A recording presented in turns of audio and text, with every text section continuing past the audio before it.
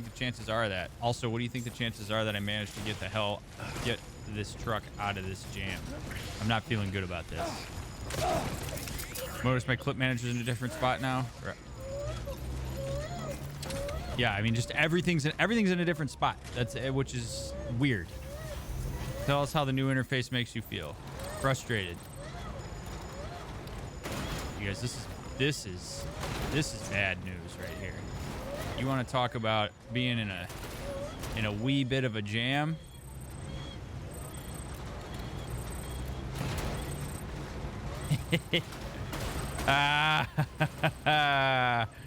She'll be in Clarkson, Michigan. I'm still bummed Twitch got rid of the events tab. I'm annoyed that Twitch got rid of the ability to see who people you follow are following. That is annoying to me. Oh no. Uh-oh.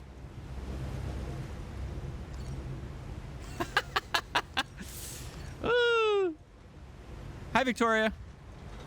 Fireland, biggest faux pas of interface design is changing locations of interactables. First thing you learn in web design, but every big company has been doing it, and it's the worst. Yeah, like I went to go online today, and I was like, okay, cool. I'm going to type in my thing like I always do. I'm going to look at what I always look at, and then, like, God damn it. Like, none of it's where I wanted it to be. We're getting out of this jam, by the way. Oh. Here we go.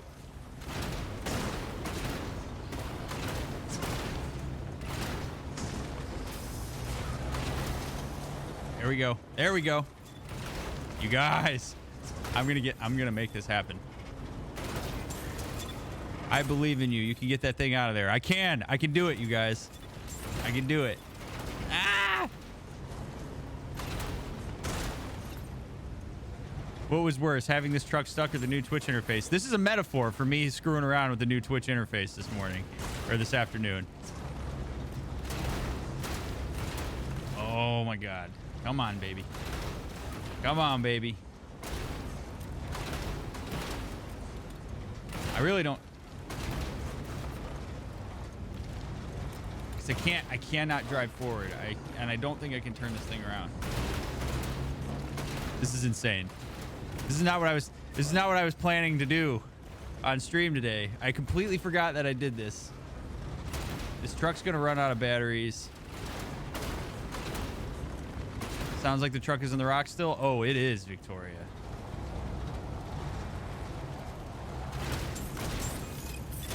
See, I feel like if I could just reverse my way a little bit so that I could drive it forward into that grass there.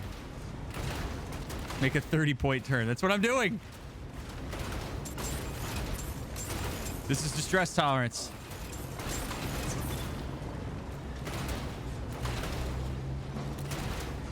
Yes! Come on, baby. Come on, baby. Come on. It's just simple physics.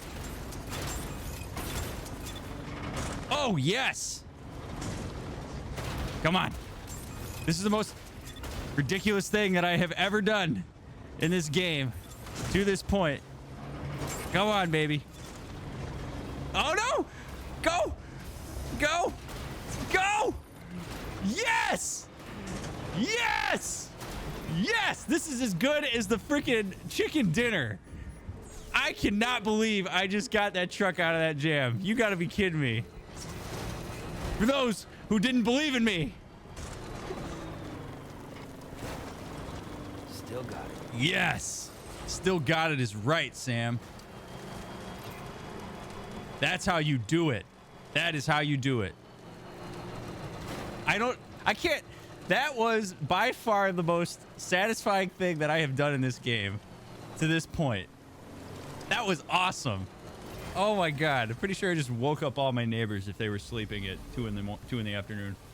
Just a little bit more. That was awesome. I came in and looked for a short time. Now I need to run. All right, Wheel. It's good to have you here.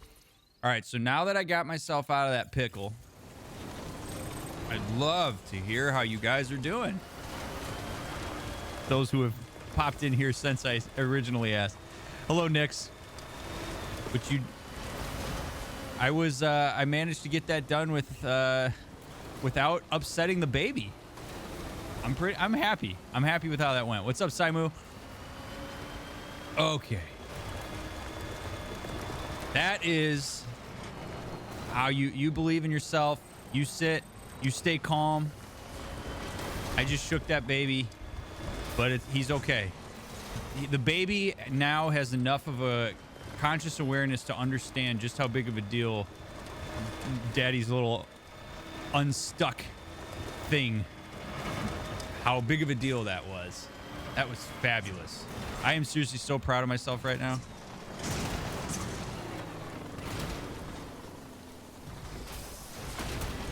Yes. This truck can get out of anything. Except water, I bet. Let's see if it can drive through water. Come on, baby. Come on, baby. Oh my god, that is draining the hell out of the battery.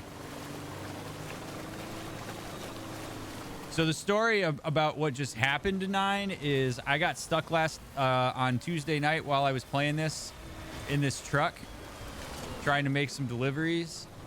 And when I left and went offline, I was like, oh god, I'm never gonna get out of this jam. I'm gonna be so screwed. And I just got out of that jam and I feel good about it. I heard about this new... Ooh, nice try, Matt. Nice try. Also, that sounds a little bit interesting. Just got out of work. Now I'm getting food before my appointment. Excellent. What kind of food you getting, Victoria?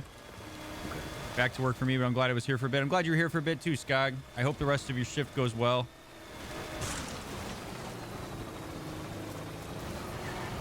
It's good, Matt. I mean, you do a pretty good job of trying to sneak it in there, but you can't get me. I'm on the lookout now. K-Girl's gonna whoop your ass, man. Also, K-Girl, I laughed out loud at the all caps post you put in Discord this afternoon. Cracked me up.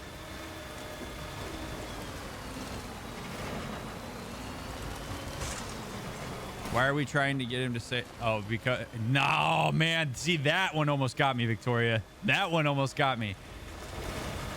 Something about not being tagged and reading that. Maybe I'm secretly conditioning you to be better at not saying it. You are... It's true, Matt. You are helping me. I got approved for my research for spring semester. This whole week has been really overwhelming with the idea that I graduate in the spring. Oh, man. So, I mean, are you... like excited, sad, like graduation's such a weird time. It's like one of those things where it's like I'm really glad that I'm done. I get to go commence the rest of what I want to do, but man, I know I was really sad to leave college. What's up, Anthony? Supposed to get this game next week in Star Wars Fallen Orders. Fallen Order is what I'm going to play on stream after this.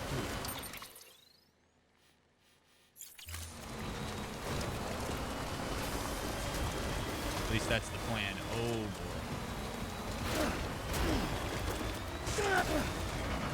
She did. She paid money to have the do not say list. That would be kind of funny if I had a words I can't say list and people would tip to add words to the list. That'd be very difficult for me.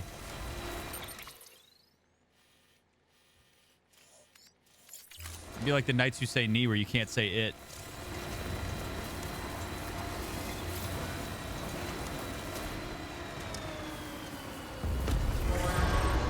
At my Walmart, they have different flavors of bubbly. Not sure which one to try. Any recommendations? Anthony, I'm all about the blackberry bubbly.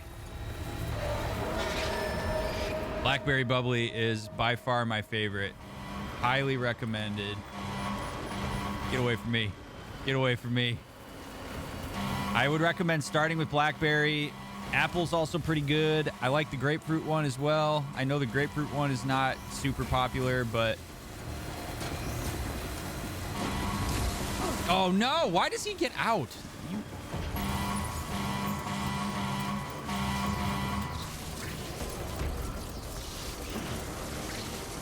What if you told him not to say they or some other common word? Well, we'd have to have a... We'd have to have some that... Like, you can't take vowels out. Or vowels. Vowels aren't words. You can't take articles out. Stuff like that. Look at these guys. Look at these idiots. They're like dogs. They can't go past their little marker. Sucks to... Oh, shit. Maybe they can. Sucks to suck, man. I'm out of here. Grapefruit can mess with meds. Even like grapefruit bubbly?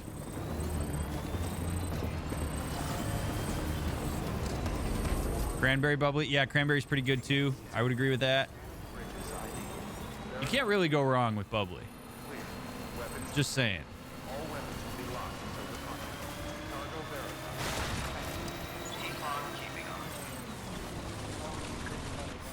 Boom. If there was grapefruit juice in it, it could. I wonder if they use real juice. Like, let's look at the blackberry. Do they have blackberry juice in here? Carbonated water and natural flavor. Not. Who knows?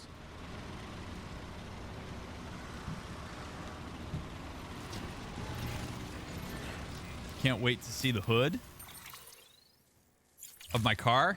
This thing's a beast, man. It barely took any damage getting out of there. The Timefall Rain did more damage than the...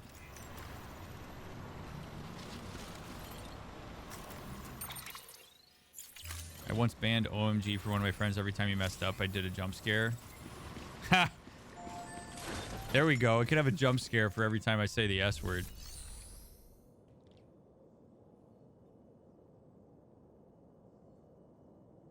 Yeah, it can destroy the inside of your mouth, too. Whatever that chemical is that's in pineapple is pretty intense.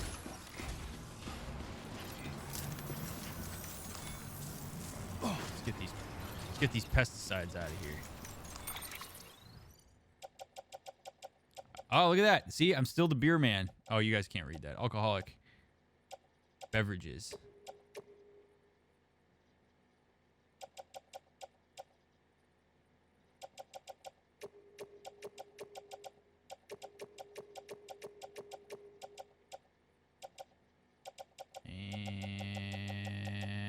And that should be all I need. Boom. Pineapple's just not something that should go in your body. It does taste so good, though. I also never realized what pineapples look like when they're growing, and it is really weird. Like, I didn't realize they grow on top of, like, a stem. For whatever reason, I always thought they just, like, hung from trees or something. But nope. What's up, Husker Lover? Oh, I love me some coconut, too.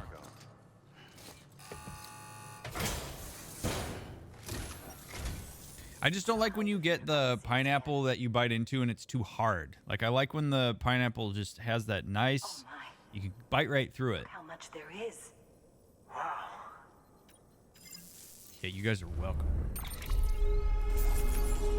They have no idea what I went through to deliver those pesticides.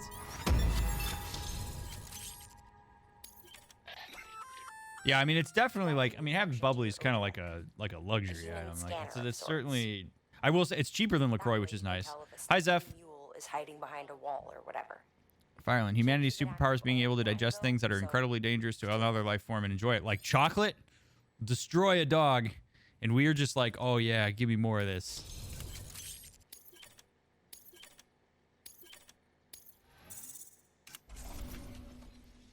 Bye, 9. Thank you for being here.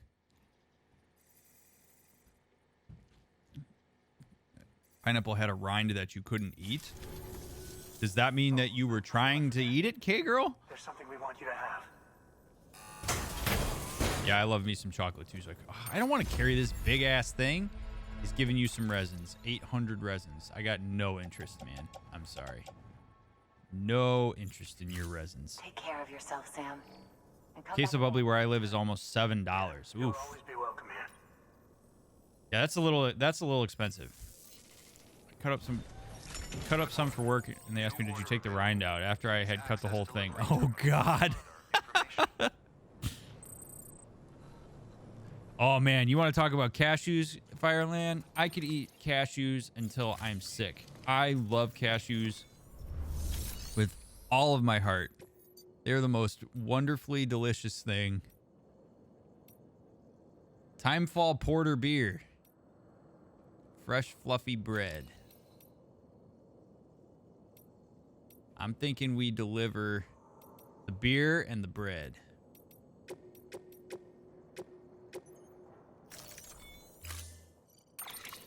Zine, my man. Wait, you don't like cashews, dude? It's fine that you don't. I'm not really judging you, I guess. But, like, God, cashews are just... mwah. Good to see you, Zine. I'm the beer delivery guy again. Beer and bread for the masses.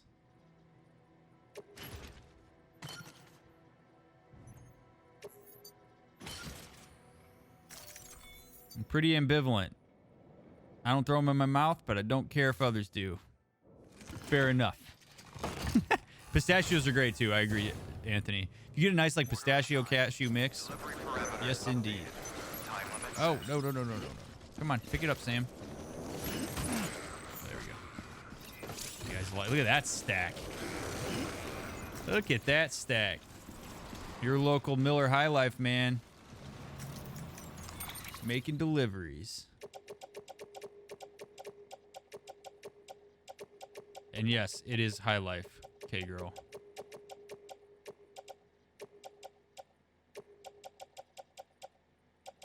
Wait, that's all the... Oh, shit. That's all the stuff that's already in the thing. Not really judging you? No, it's just... I love cashews so much that... but I guess people could judge me for not liking cucumbers or ketchup or cake or any of that stuff, so... I know. I gotta watch my tone.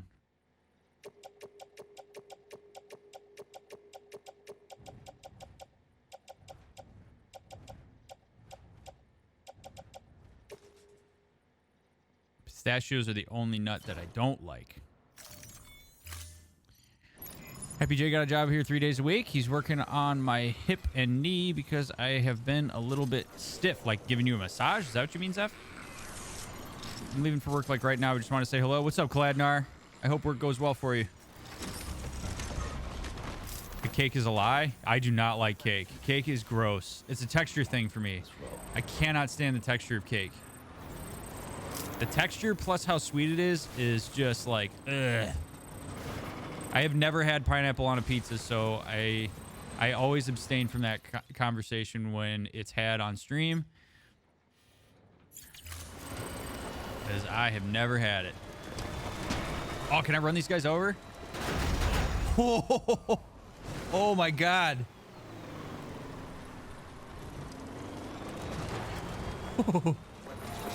Oops.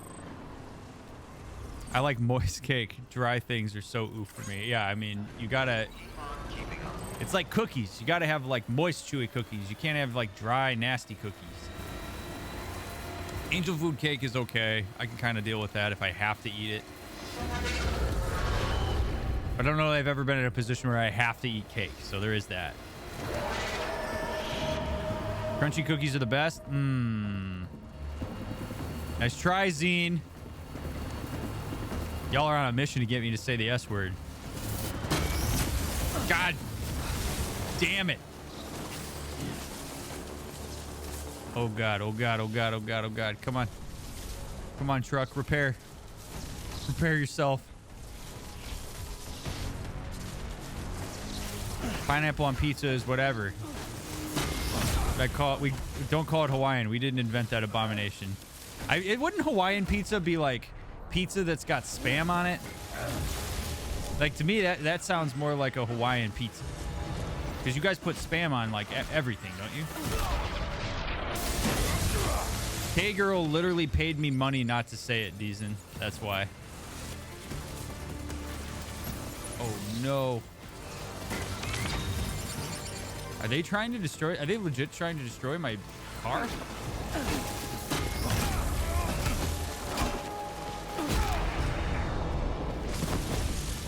Kahlua pork on a pizza is definitely Hawaiian.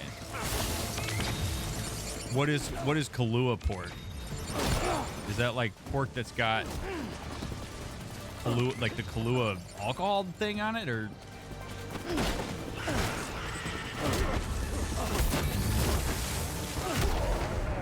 I have no idea how I'm supposed to beat these guys that have the staff.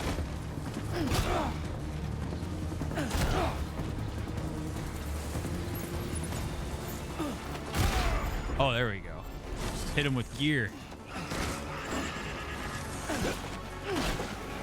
Do you like pretzels? Yes, I do. I love the like honey mustard pretzels.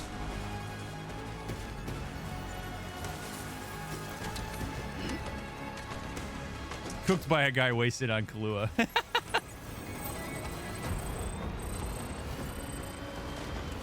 Wait, did I leave something behind? We're about to find out. Do you not have weapons yet?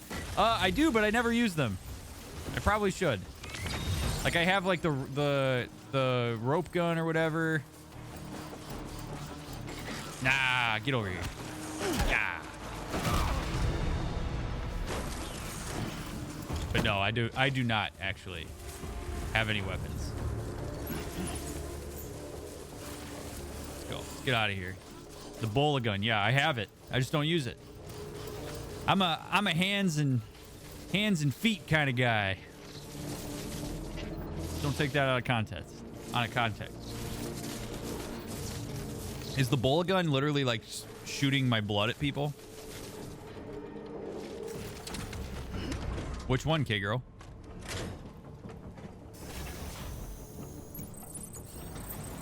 Well, I can make it. I don't have it yet. Like I haven't fabricated one.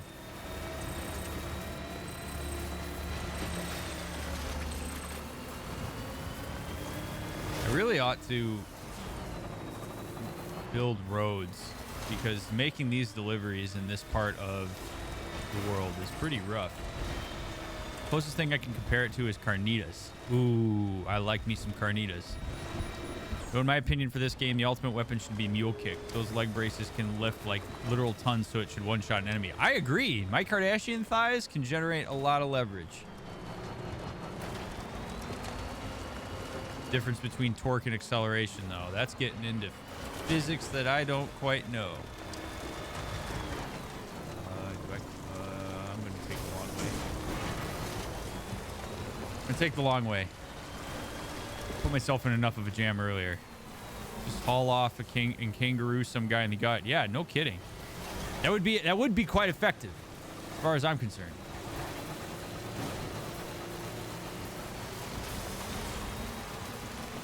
Let's go. It is raining in the game, and that is called time fall. Whatever that stuff touches makes time go faster. Like it ages things. It's pretty trippy. What year does the story take place? I actually don't know. I don't know if they ever explicitly say it, Baker. If anybody in here knows, you're welcome to share it.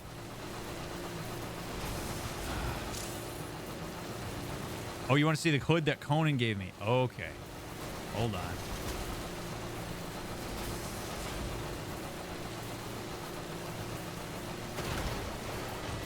Let me get up to a level. All right, Deezen, enjoy the lurk. Oh, no. Okay, fine. Here. You guys like my hood? Here's the hood. You like it? You like my otter hood? Styling, man. Looking good. All right, let's get back in. I'm so adorable.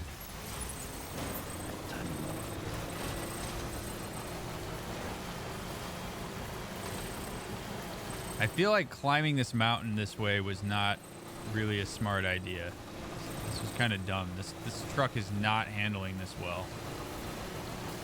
Ah, what's up, hero? Good to see you, man. I appreciate and respect you too. You're welcome, Chev. I don't normally condone violence, but don't forget today is International Punch and Anti-Vaxxer Day. Wait, is that really a thing? Aren't anti-vaxxers kind of doomed to meet their maker at some point anyway?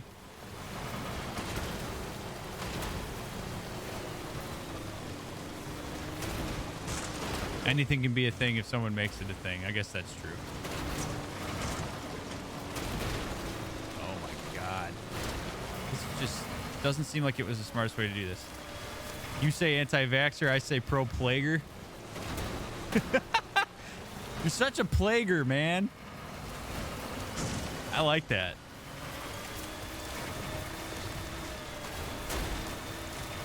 All the anti-vaxxers have already been vaccinated. That's a good point. That's a very good point, Fireland. Yes.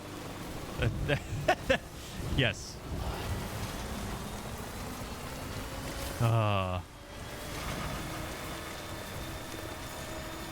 Ridiculous. Torque versus acceleration. If a semi-tractor and a Ferrari have a race, who will win?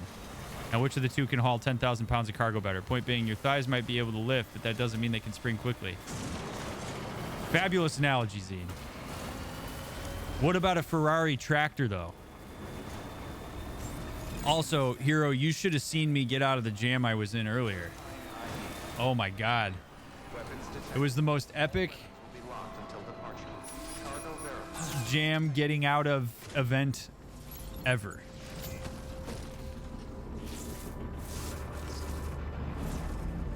My face is a Ferrari tractor?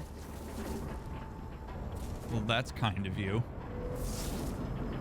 You're kind of like a Bugatti tractor, if you ask me, Zine.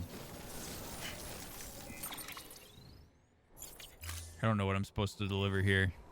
Not to get on a whole thing here, but the thing that's really awful about anti-vaxxers is they're not vaccinating. They're weakening herd immunity, which endangers everyone. Yes. Anti-vax stuff is scary, man. Flesh, fluffy bread, portable food rations. Okay.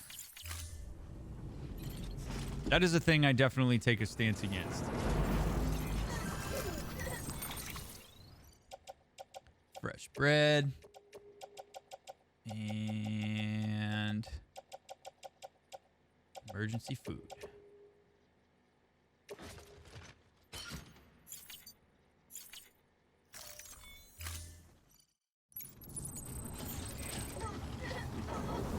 Escaping the jam. Did it involve those creepy things that come from the ground? It did not. I had my truck jammed in this rock formation where it was almost impossible to get out, and I persisted, and I got it. And it felt great. I'm gonna put it in my montage. Oh, yeah. I have also seen that happen to Baker and been involved in those conversations. Thank you for coming. You're welcome. I just don't get how in the hell did you get here so quickly? Because I've got a truck, my man. So I drive a Dodge Stratus.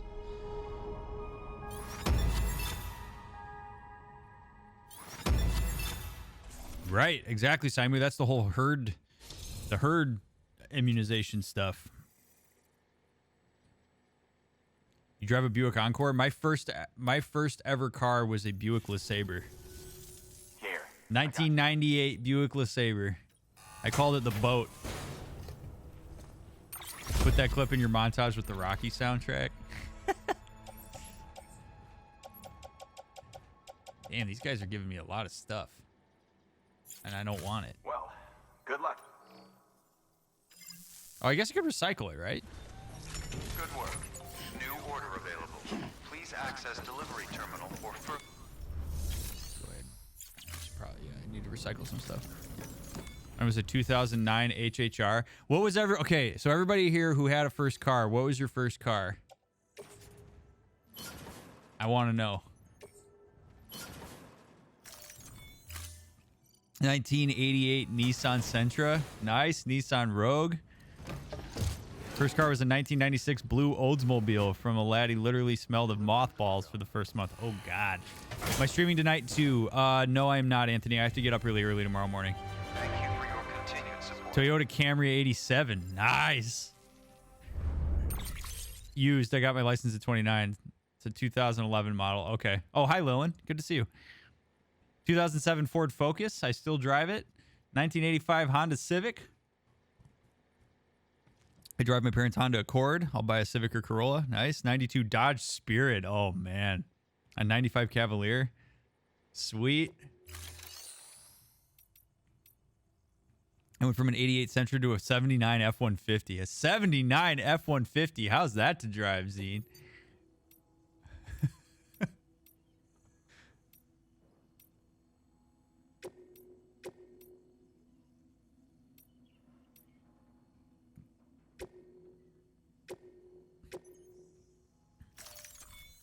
was a beast? I bet it was.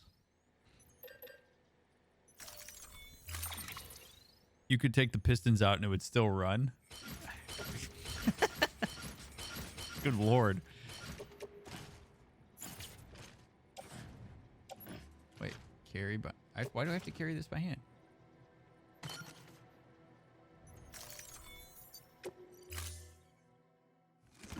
Grandma used to own it. It only drove once or twice a week for the whole life of the car. Oh, wow. Thank you for your contribution.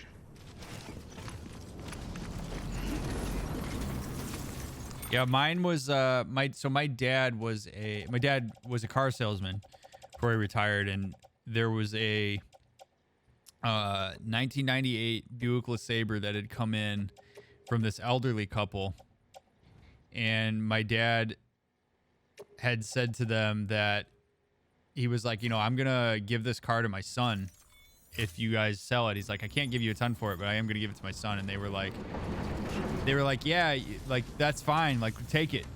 So I got really lucky. He got it in trade, I think, like a couple weeks before my birthday. So I got it for my 16th birthday, and I was kind of like a shithead about it. I had the day of my birthday, my little sister played basketball and volleyball in middle school, and the day of my birthday I had to go to the middle school to watch my sister play a basketball game, and I was like so pissed about it. It was like my 16th birthday. I'm sitting there and I'm pouting, and I was such an entitled little prick. I was like, oh yeah, well my dad works at a car dealership, so obviously I'm gonna get a car for my 16th birthday. Obviously that's gonna happen. Such a little dick about it. And so my parents made me go to my sister's basketball game, and we like were barely celebrating anything, and I was being such an asshole about it. And we get home from the game, and we drive up to the house, and my mom goes to open the garage, and there's a car sitting in there with a red bow on it. And I felt like such a dick because I had been such an asshole to them the whole day about it. I was pumped. Yeah, that's a common thing, Matt.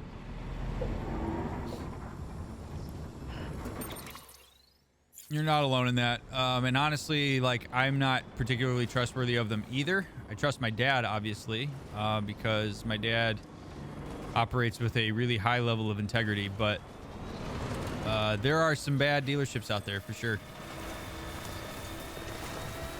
At one point I was backing out of a parking spot and caught the corner of the front bumper of a cement pole, which pulled it out and made it a V in front of the truck. Both sides swung out because of the fold of the bumper.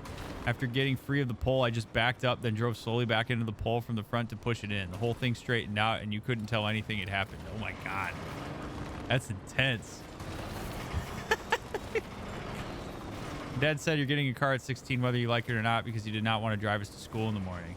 I mean, that's fair. I mean, being able to afford a car for your kids when they turn 16, I know for some parents is a blessing because it leaves them out of having to do a bunch of stuff that would otherwise be a pain in their ass.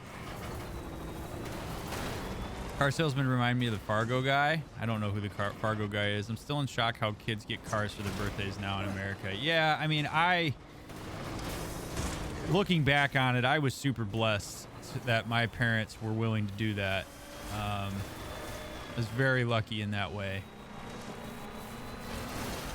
I mean, I will say my dad got a ballin' deal on that car. He did not spend a ton of money on it, but still, I mean, it ran really great. It had an awesome speaker system in it. It had this like Bose speaker system in it that was, it's still to this day, was the best speaker system I've ever had in a car. In that 98 LeSabre. It was so awesome. I remember driving around listening to like Rage Against the Machine, and the bass sounded so good. Just blasting some Renegades of Funk. Oh man.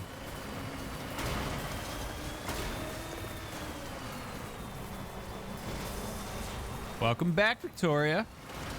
I'm 32, kind of scared of driving because of cars on the highway. That's a legitimate fear. There's a lot of people that are afraid of driving, and I honestly don't blame them. Like, driving is such a wild card, is so dangerous.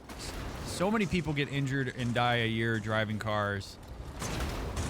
But that's what's amazing about it to some extent from like a brain perspective, is that like our brain has not caught up to understanding the dangers of things like cars and guns and stuff. Like, people will usually tell you that their biggest fear is, other than like public speaking, is like snakes or spiders or heights and stuff like that. Stuff that we've long been conditioned to be afraid of. And really, the things that we should be afraid of are guns and cars and stuff like that. That is way more likely to kill us at this point than snakes and spiders. But our brain just hasn't caught up yet with that. Hello, Tree Hugger. Good to see you, man. Driving is undoubtedly the most dangerous thing we do daily, but it's so normalized we don't even think about it. Exactly. 32 just got my first car. I'm kind of sad because I'm so behind, as I'm just getting my license now. Mom doesn't drive. My dad was a horrible person. The 3 times he went to teach me anything, I was adverse to learning. Yeah, there are some parents that are not very kind to their kids while they're teaching them. Some people in supermarkets hit you with a trolley and get into killing machines, and you're expected to drive on a road with them. You're right? No kidding. Stretch my legs. I saw a woman. I was driving. Okay, so we were driving to Indiana for Thanksgiving to go to my parents, and in order to do that, we have to drive down Lakeshore Drive.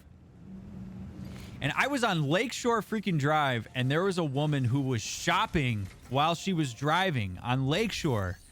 I couldn't believe it. She's sitting there scrolling through like American Eagle or some shit like that, looking at clothes while she's driving. Like, oh my God.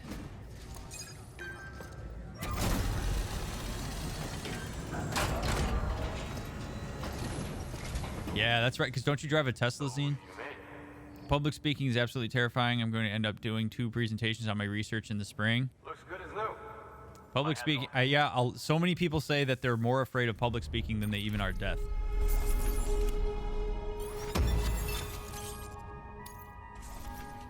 Ooh, did I just get an upgrade on my truck? Also, I gotta build some boots. Take care of yourself.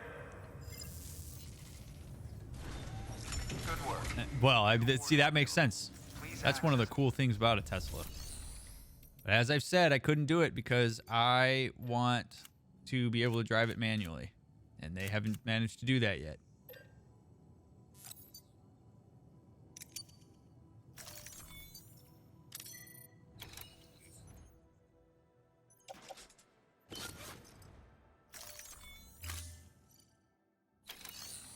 It's the idea of everyone watching me that stresses me out. Yeah, that's usually what gets people.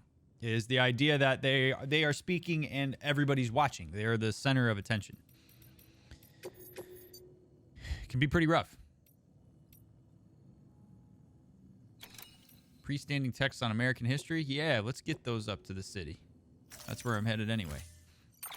I like speaking to a crowd. Just don't make me mingle afterwards where I have to tell people about their kids. Or have to ask people about their kids or the weather or whatever. Yeah, in some ways I agree with that, Zine. I could speak in front of millions of people. Like, I have absolutely no problem with public speaking, and I never really have. My parents made me do... Well, I say they made me.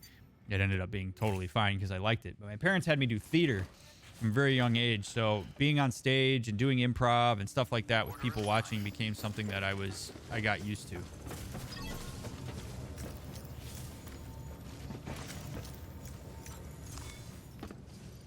I really hope that truck's there when I get done with this. Do you think it's super important for people to overcome their phobias?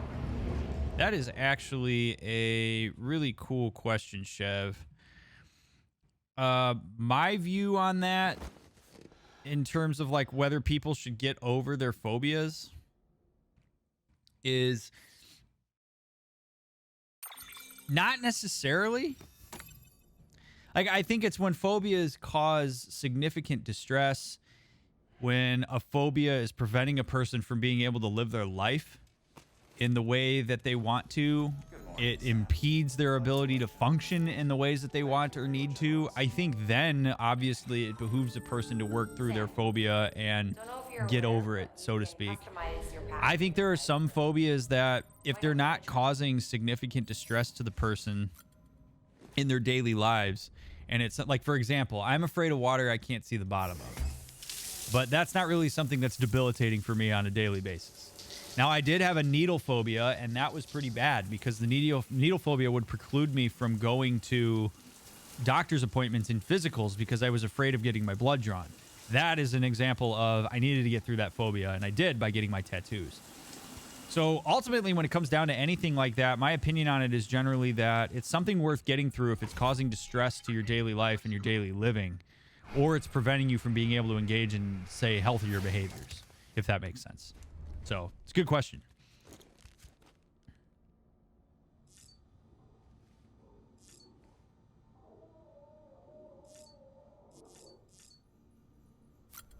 Wait a second. Is this beer now?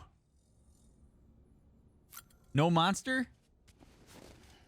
This is Timefall beer. Oh, baby. What's up, Troublesome Kitten? Nice to have you in here.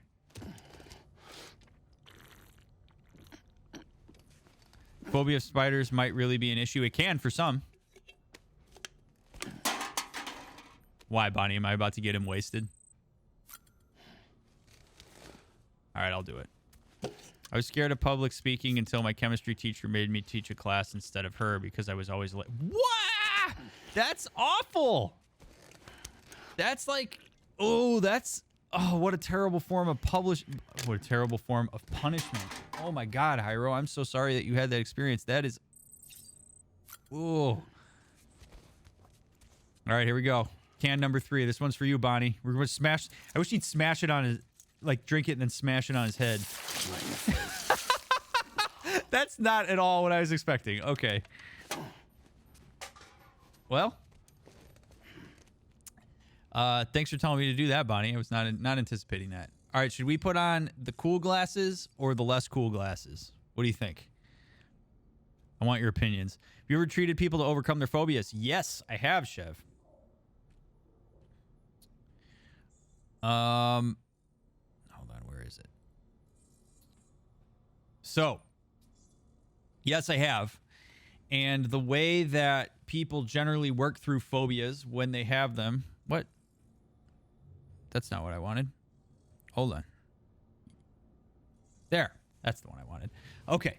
Yes. So the way that you help people work through phobias is through what's called a exposure hierarchy, which is where you have to get a sense of the range of anxiety that is experienced from a person relative to certain types of exposure to the thing that they are afraid of. So you usually do it on a scale of like 1 to 10. 1 being it's a very small amount of anxiety, but it's definitely there.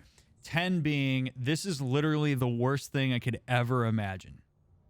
And a lot of people think that when therapists do exposure that they immediately just push the person into the thing that they're afraid of. And that is not at all how that works. The way that you work through that is you have to slowly habituate a person in stages to the anxiety they experience at different levels so that you can build up data in such a way that they become less distressed or are distressed in a way that's tolerable for them, and they work their way up the exposure hierarchy. So, for example, me being afraid of needles. If I have a phobia of needles, where I might start on the exposure hierarchy is a 1 for me might be me thinking about getting an injection. 10 being I'm getting blood drawn. All right, strapped to a table, getting blood drawn. Because I had that experience when I was a kid where I got strapped to a table, I got blood drawn, and it was horrible. Okay, so that would be my range in my exposure hierarchy. And then what we do is we stage between that. So what would be a 2? So maybe a 2 for me is there's a syringe out on the table in the other room that I can see. All right. So what we would do as the therapist then works with the person to build some new self-talk and to be there as a comfort when the person is exposed at a certain level of the hierarchy. So, for example, what we might do for me at level 1 is engage in a level of mindfulness where I have to sit and imagine a syringe going into my arm. And while I do that, the therapist is helping me build distress tolerance because it's probably going to cause me some degree of distress. And then we're going to formulate some new self-talk around that. Yes, being how we talk to ourselves. So what I generally would say to myself when I'm thinking about the needle is, oh my God, I hate it. It's going to hurt. It's like, and I don't really have language for it. So what the therapist would do is say, All right, I want you to imagine that. Imagine the syringe, and I want you to imagine the syringe going into you, and let's just look at it. So I want you to say, acknowledge that that's a syringe. This is a syringe. It's not hurting me. It's I'm just imagining it. This isn't real. It's not in my hands. It's not in my arm. This isn't an injection. I'm just thinking about it. And then what we're doing is paying attention to the consequence of that, which is to say that we're paying attention to the fact that I am not harmed, and in fact, I'm sitting with it, and I'm not okay. The thing that I am okay. The thing that I'm afraid of is not taking over in the way that I think it would. And so then the therapist will bring me out of it, and we'll talk about it, and then we may go back. And what you're doing is you're habituating that person to that, so that eventually me thinking about the syringe does not cause me distress. Because I've done it enough times and I'm like, oh, okay. Like, yeah, I'm just thinking about a needle. Like, it's not a big deal. This is also where biofeedback can be really useful, because you can see a person's heart rate spike and their skin, like they're sweating. And you can actually biofeedback track the person's physiological response to the different levels of the exposure hierarchy. So all of a sudden, when the person has me do the mindfulness exercise at level 1 of imagining a syringe, the biofeedback may show that my heart rate stays the same and that my skin conductance stays the same. Right? So then we know that I'm okay and it's time to move to the next part of the exposure. So the next part of the exposure in my case would be, okay, so Ryan, I'm going to put a syringe on this table over here on the other side of the room, and we're going to look at it. And then we build up, it's the same process. We build up my tolerance to that. All right? So eventually, that means that when we get to the point where I get blood drawn from a syringe, I will have built up my distress tolerance up until that point, so that that is not as debilitating and scary as it would have been if we had done that at the outset. All right? So the worst thing that and why it's important to do this with a therapist, by the way, is the worst thing, the absolute worst thing that can happen while you are doing an exposure is bailing out of it, because that is avoidance, and that holds into place the idea that this thing cannot be handled. So the example I use all the time is claustrophobia. If the level 10 on the exposure hierarchy of the person who has claustrophobia is being locked in a closet where they can't move their arms and legs freely, when you get to level 10 and they're prepared to do that, and you lock that person in the closet with the assistance of the therapist, and the person starts to have a physiological response and starts to freak out, you cannot let them out. If the therapist lets them out, then what that's going to do is it's going to crystallize for that person that they can't handle it, and it will maintain the phobia. So they have to see that they are surviving that, and that they are okay, and that they are prepared for this, and you self-talk them through that so that they can use the data of, I literally just did the thing that I am most afraid of, and the outcome I was afraid of didn't happen. So that's how you work through phobias with people. It takes a long time. It takes levels of exposure. And if anybody ever tells you that exposure therapy is immediately plunging you into the thing you're afraid of, that's either a shitty therapist or somebody who doesn't know what they're talking about. So there you go. Great question, Chev. Found your channel last week and you were ending your stream, so I thought I'd come back and say hi. So hi. Well, I'm glad you're here, Troublesome Kitten. Thank you for saying hi. That sounds awful, Bonnie. I would hate that so much. I'm imagining jumping out the window instead. Exactly, Victoria. That's how it would be for me. I have a fear of looking down a flight of stairs. Yep. And the thing about it is, whatever it is that you are afraid of, the process itself is still the same for most people. Like, you experience it as anxiety, as fear, you have a physiological response. There's a whole amount of like self-talk and narrative that goes through with it that actually maintains the fact that this is so scary. And all of that has to get reworked because it's an association that's happening in your brain. It's also why it's really shitty to make fun of people for their phobias. Like, there are some phobias, like I remember like Maury used to do this thing where he'd bring people on that had really weird phobias, like being afraid of pickles or peaches or whatever. and then they just like bring them out because it got laughs out of everybody when a person ran away from a jar of pickles. And that is so shitty to do, because like I watch that and it just like makes my body hurt, because knowing what that's like for a person to have to be hit with that is so unbelievably shitty and exploitive.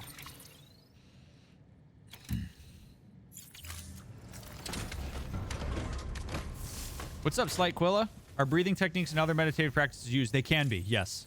They absolutely can be while doing it, as a way to engage the person's parasympathetic nervous system while they are experiencing the fear response. Yes.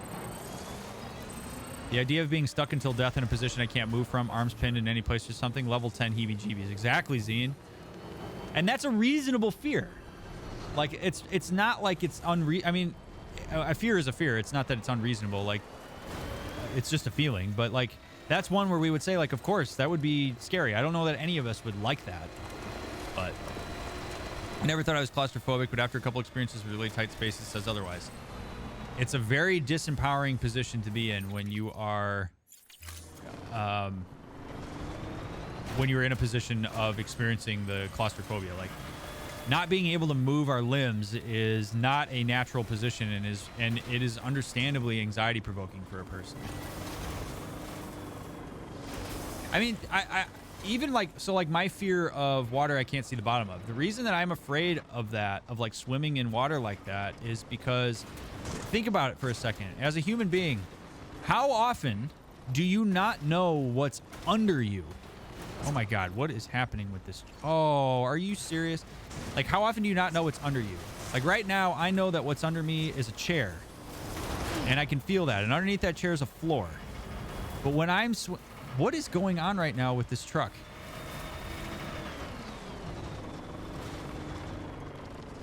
Yo, this thing, what is happening? This is so weird.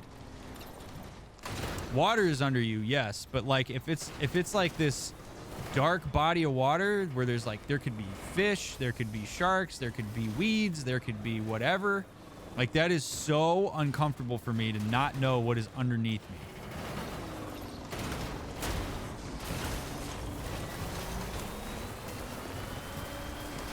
You need to fix the truck. I must need to, because it is not cooperating with me.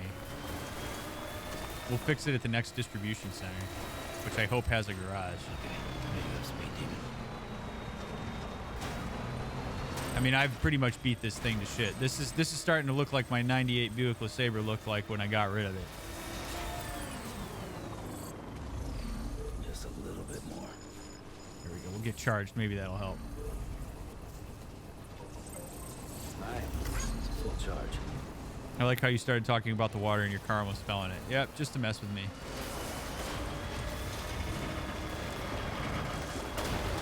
Oh shit, there's a road.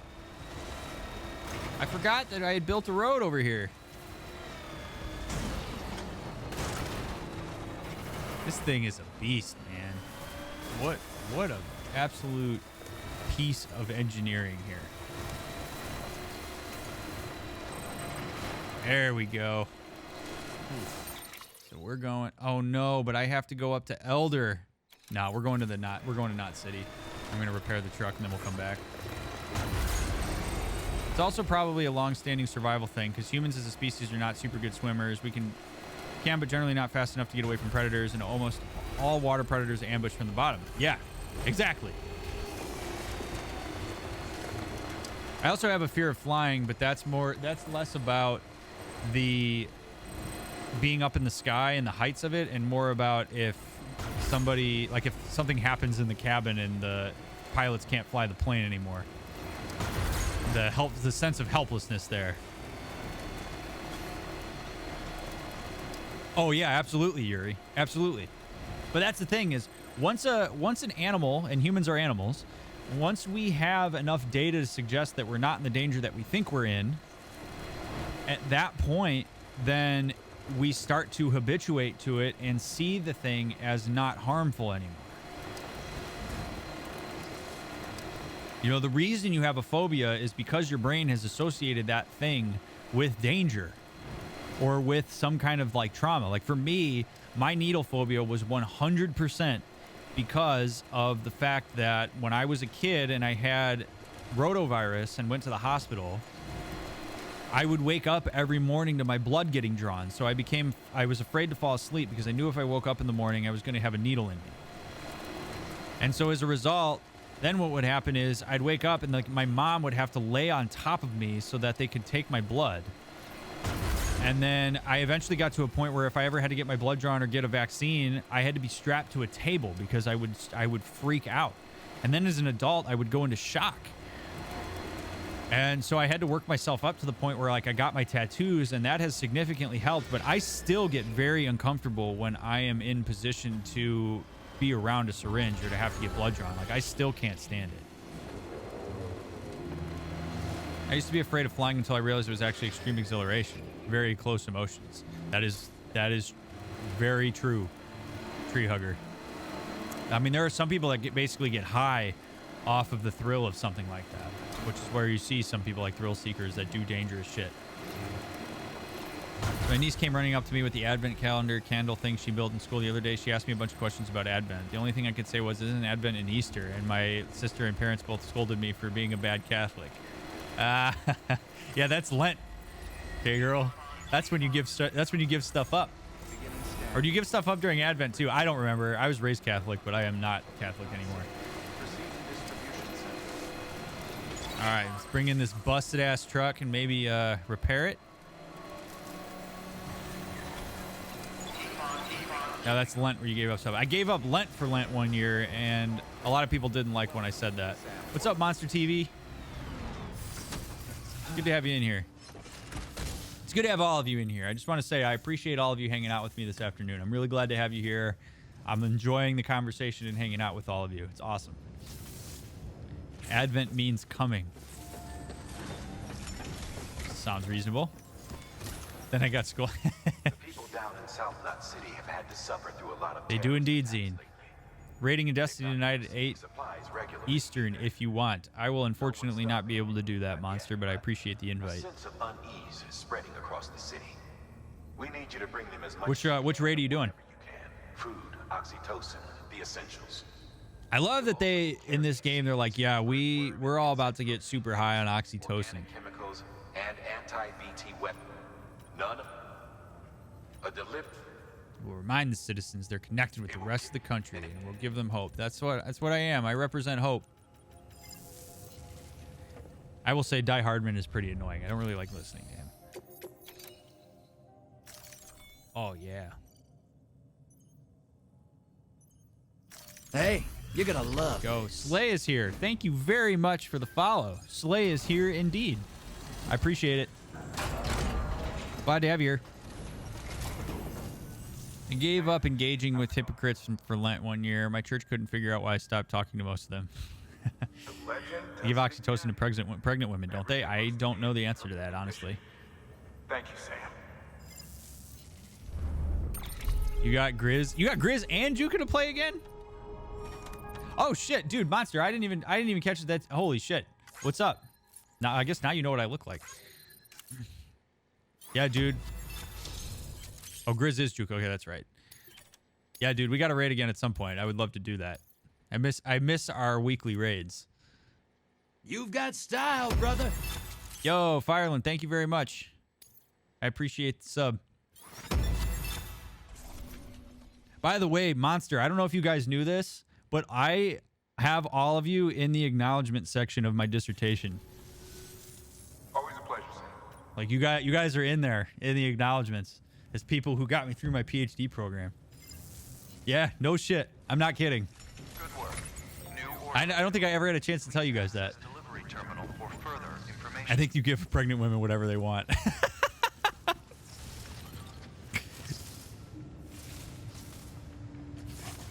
All right, how do I repair this thing? I actually don't know the answer to that. Look. How do I... Garage. So do I put this in my garage?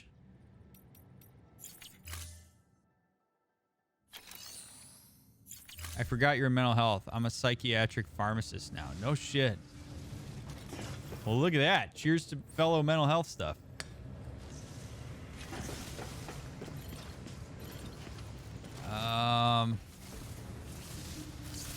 Shit, I actually don't know how to repair this thing. I can't just spray it, can I? I'm sure that doesn't work. Ah.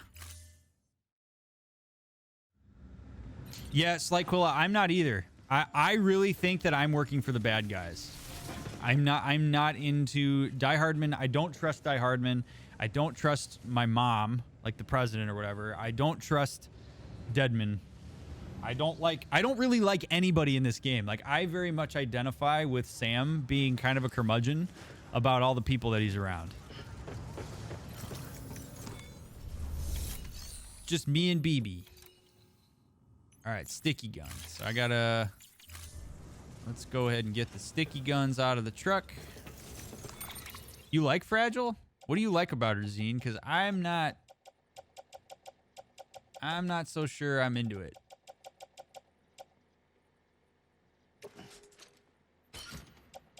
Wait a minute. Where the hell... Did I not pick up all of the... Oh, shit. The pun is just so heavy-handed. Yeah, no kidding.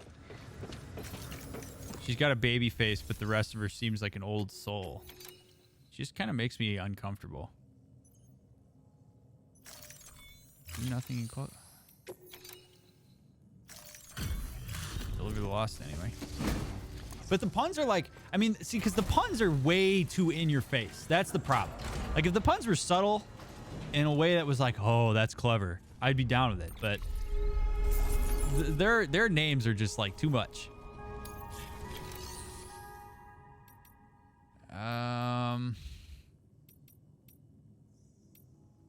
Change current vehicle, customize vehicles, etc. So I'm so confused though, because I wanna...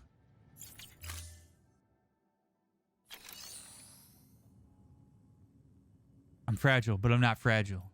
Oh man, can you imagine if she said something like that? That would be ridiculous. Emergency provisions to... Oh my god. Really?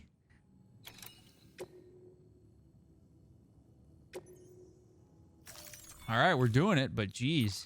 You got to park the car on the elevator to repair it. Okay, that's what we'll do. Thank you, Yuri.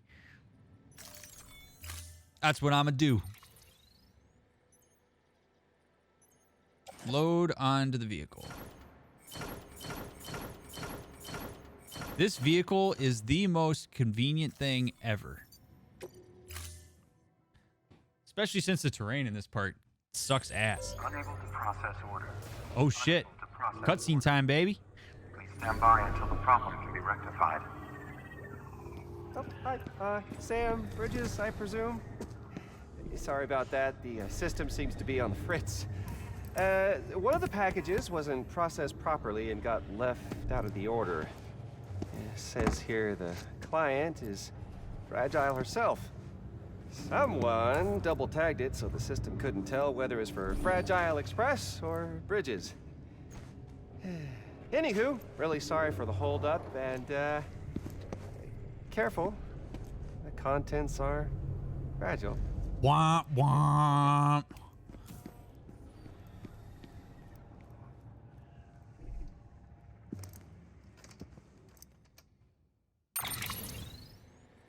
Small thermonuclear weapon. Okay.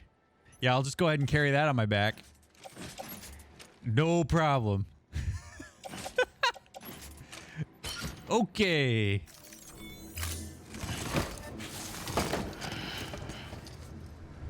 Woo. Some fragile cargo there. Oh, baby. Deliver all 9 containers of emergency. Okay. But I have a nuke on my back now. We just upped the stakes. This is... Oh. I love how Sam's just like, yeah, all right, I'll deliver the nuke. Like, whatever. I'm actually kind of surprised I know what the actual contents of that are. So let's repair the truck first. Hi, Rosalind.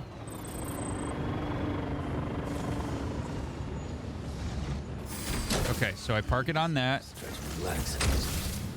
It does... I certainly don't want to deliver it to Die Hardman. Okay, so now what do I do? Oh man, this is ooh boy. Lillian, have a great night. Thank you for being here. Truck. Okay. Oh, change the color scheme. Yeah, hell yeah. Give me that purple.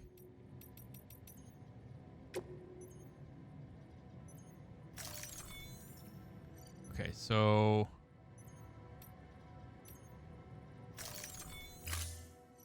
I think store it and then retrieve it. Oh, there we go. Beautiful. That looks nice.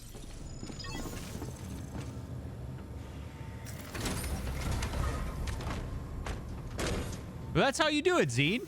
You just paint over it. It's like when you sweep stuff under the rug. Like you just paint over it. Nobody knows. We're good. Nobody sees the rust. Oh man. The Mick Express. Let's go, baby.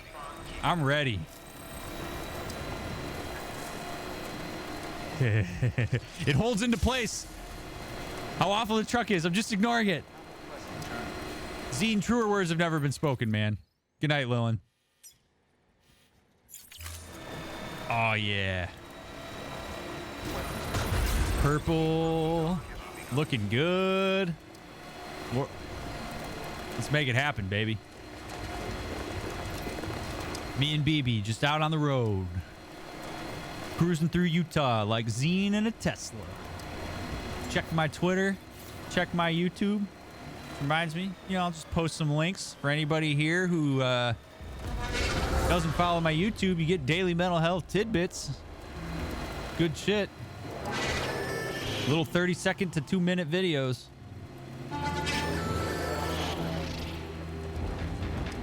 Oh, look at that. You mules can't do nothing.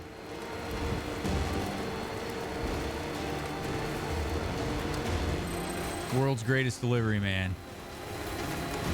I will say, this game makes you feel like a delivery man. Working for the federal government. Beginning scan. Scanning bridges. Keeping on. Verifying ID. Clear. Weapons detected. All weapons will be locked until departure. Oh. What should we name that truck now? Like, we need to have like a... Like, UPS has what can brown do for you. I don't want to do like what can purple do for you. But we need to have something. All right, bonsai tree planting kits. I don't have that in the vintage wine. But whiskey flavored synthetic liquor and metals. All right, so we'll deliver those. Ragnar, show me your papers. What are you buying? I got sperm and eggs, apparently. Okay. All right, so I got to deliver the metals for sure. What was the other thing that I got to do? Cargo bed 2. It was alcoholic beverages, but I don't know which one it was. Special beer, maybe? Farmer's wheat, Timefall porter. All right, if it's not that one, it's the other one, so. Beer guy. Beer here. Get you a cold beer here. You did hear sperm and eggs, Rosalind. I'm delivering sperm, eggs, and ham.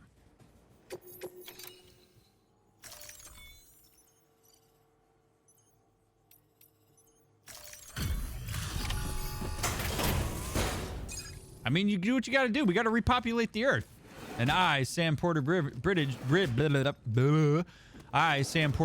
in my sweet sunglasses, I'm going to make it happen. Me and Cletus. Oh, hey. Good to see you. Good to see you too, man. How do you like your eggs? Fried or You fertilized? did all this by yourself?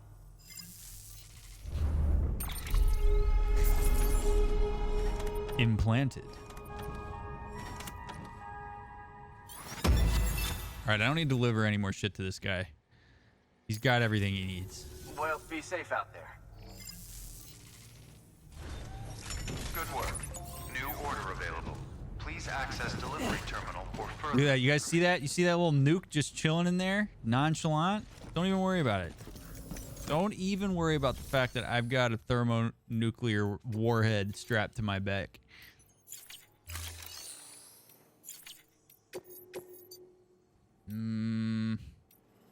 I guess we are technically going to Elder already, aren't we? Ship surveying equipment. Ooh. All right. We'll do these. And we'll do... I don't want to do a metals delivery, and I certainly don't want to do that.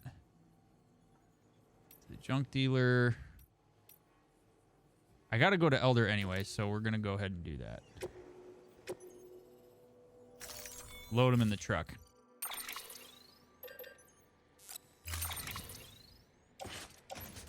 You can be as off topic as you want, Nighthawk. Don't worry about it.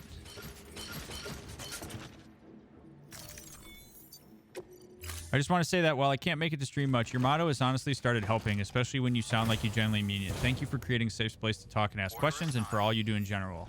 Well, Nighthawk, I appreciate you saying that. It's what I'm here for. And I'm glad that it's had an effect on you. That's my hope. I do mean it every time I say it. I really do. For every single one of you.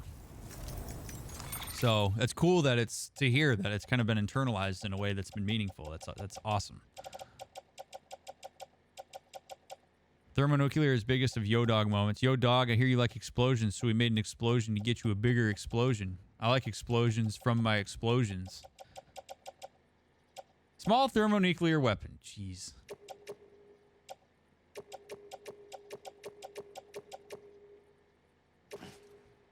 I got some performance enhancing beverages. What kind of performance do you think they're talking about? Cool big man. Yeah, right. Okay. Let's go ahead and get in. We're going to Elder. Or no, actually we're going to go up to Lake Knot City first, and then we're going to go to Elder. I am really surprised, by the way, at how much I love just making deliveries in this game. Like, I'm only in episode 3 still, and all I really feel like I've done for the most part in playing this game is deliver stuff. But it's like there's something so simplistic and wonderful about it. Like, maybe when I retire someday, I'll try to like drive for Amazon or something and deliver packages. I feel like it's not the same when you're doing that in real life, but one can think. I would be slightly nervous if I had a thermonuclear bomb strapped to my back. You would, Bonnie? Come on. Build that distress tolerance, Bonnie. We should all have distress tolerance that would make us feel comfortable to carry a thermonuclear warhead on our back through Icelandic terrain. Hashtag distress tolerance goals.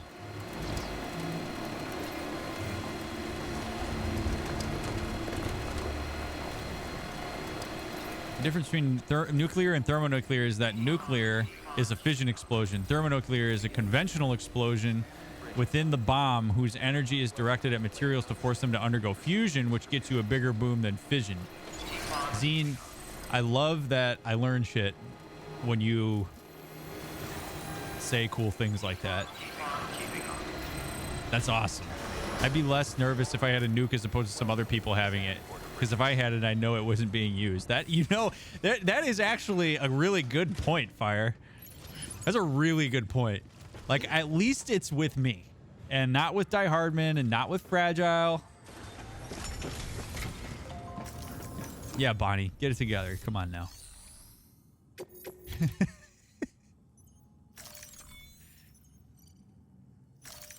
I do want to know what happened with those sticky guns. I have no idea. What's up, Putdog?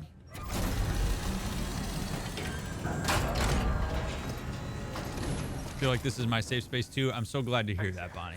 Good to see you. I'm so glad that so many of you This is way more than hang out with me and facilitate this awesome space with me. It's fabulous. I really want a 5-star this place. And it is apparently ridiculously hard to do. Always a pleasure, sir. It is a pleasure, but give me 5 stars. Look at me looking for social reinforcement for the stuff I'm doing for these people. Give me those likes.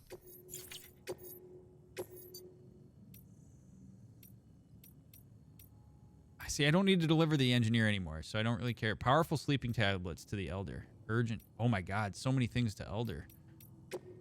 That's who we're going to next, so we're gonna do it. Look at all this. Whoa.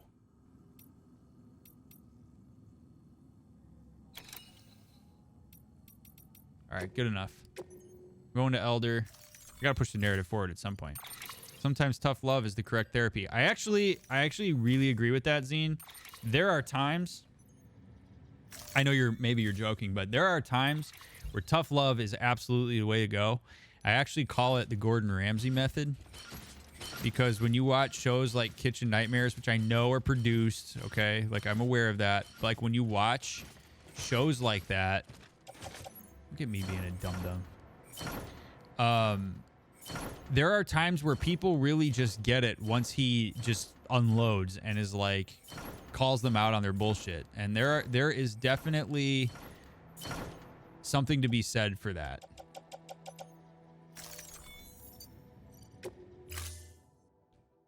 Nuclear warhead exposure therapy? Maybe not that, though. I love watching Gordon Ramsay rip people a new one. I love the difference between Gordon Ramsay when he talks to adults versus when he talks to children.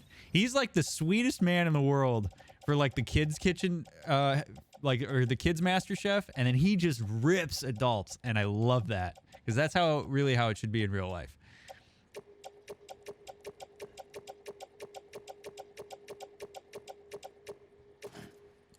This vehicle holds an outrageous amount of stuff, by the way. This vehicle is a mechanical manifestation of me. All right, let's go. We gotta make this delivery fast. Gotta get to Elder. Sweatshirt blanket is on. Bras are... Okay, K-Girl, help me understand how it works to wear 2 bras. Like, I don't understand that. Or anybody in here who has boobs or who wears a bra. When you wear 2 bras, I don't understand. Like I would never put on 2 jock straps.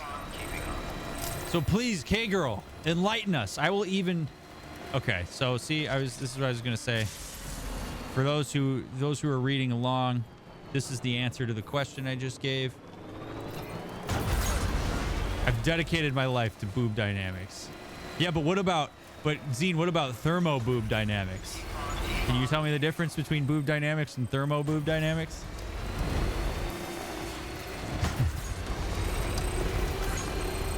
May I offer my expertise? There are different reasons nuclear fusion may occur. Thermonuclear explosions are caused by high temperatures. However, in the centers of neutron stars, for example, they are pyronuclear explosions, which are caused by high pressures.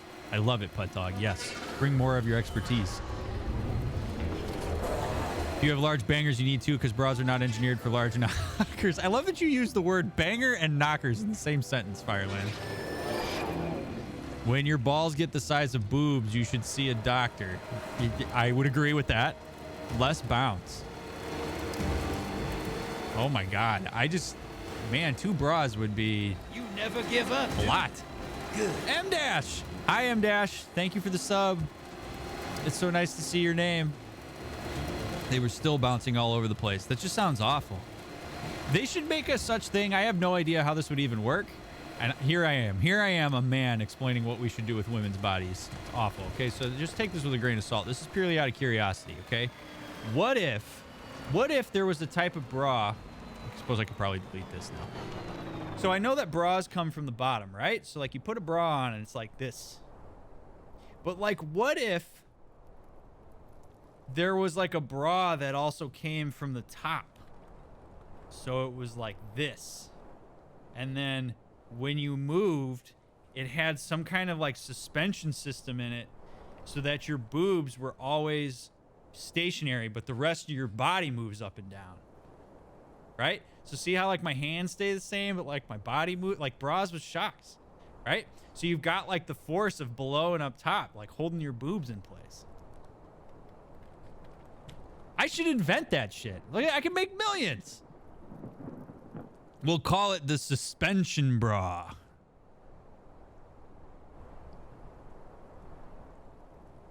I think Wonder if anyone. I think I'm onto something. And women are not machines. Women are people who deserve the kind of engineering that we would put into a sports car or into a truck. What's up, Mininator? I am here as a feminist man in service of women, seeing and hearing the struggles of what it is to wear a bra that only covers up half your breast. I'm trying to come up with ideas. Bras with suspensions. Using the power of physics. The Indy 500 bra. I love that. Like, so, you know, we have Dr. Scholl's for foot. Perhaps now we have DrMick. That would be super sweaty to wear. No. Because using the power of air-cooled technology, like what's built into controllers, you remember those controllers that used to have the thing that, like, keep your hands cool? The airflow controllers? We will use a breathable material that will also keep you cool. And we're going all out on this thing. This is going to be a premium bra, and it's going to be a non-profit organization where every bra that's bought, there's a donation made to make sure that the Suspenda bra can be brought to a person who cannot otherwise afford it.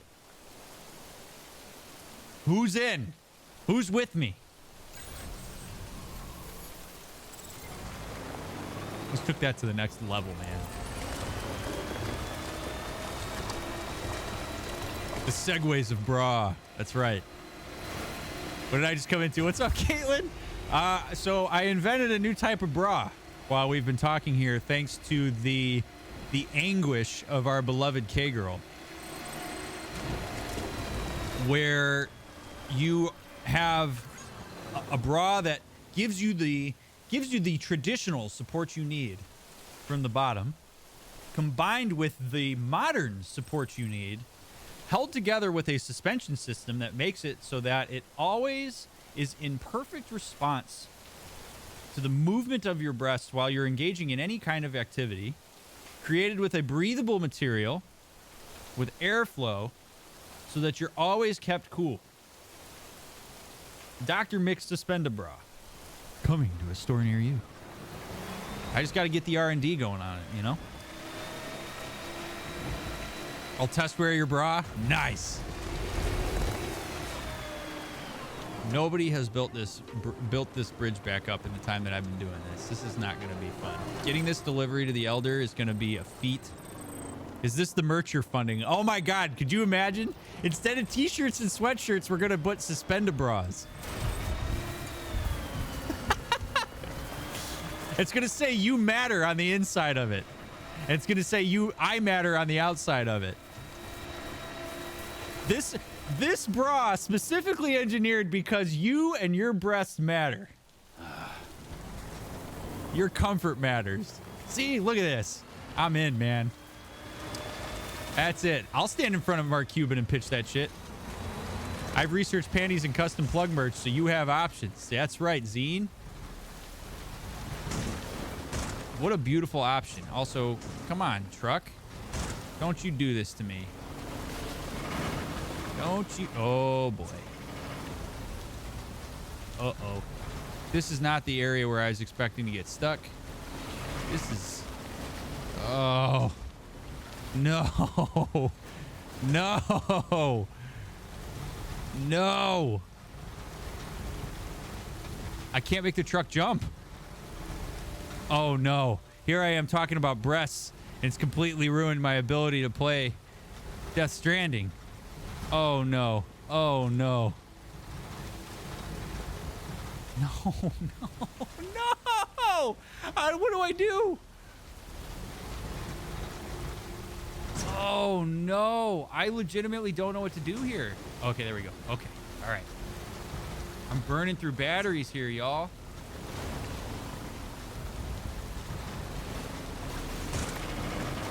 All right. We're just going to go downstream. I'm just going to back up. And we're just going to do this Smart way. Okay. All right. All right. No, no, no. This truck is stupidly difficult to control. Okay, there we go. So, Andre, it won't let me jump out of the water. I'm stuck. Like, that was what I was trying to do. I was, like, bashing the X button, and it won't let me get out of the water. It's like a sports bra on crack. So comfy. That's right. What's up, Flaming and Wicked? So good to see you guys. I need to buy some good headphones. The ones I have keep popping out of my ears and pissing me off. Yeah, I'm a big fan of good headphones.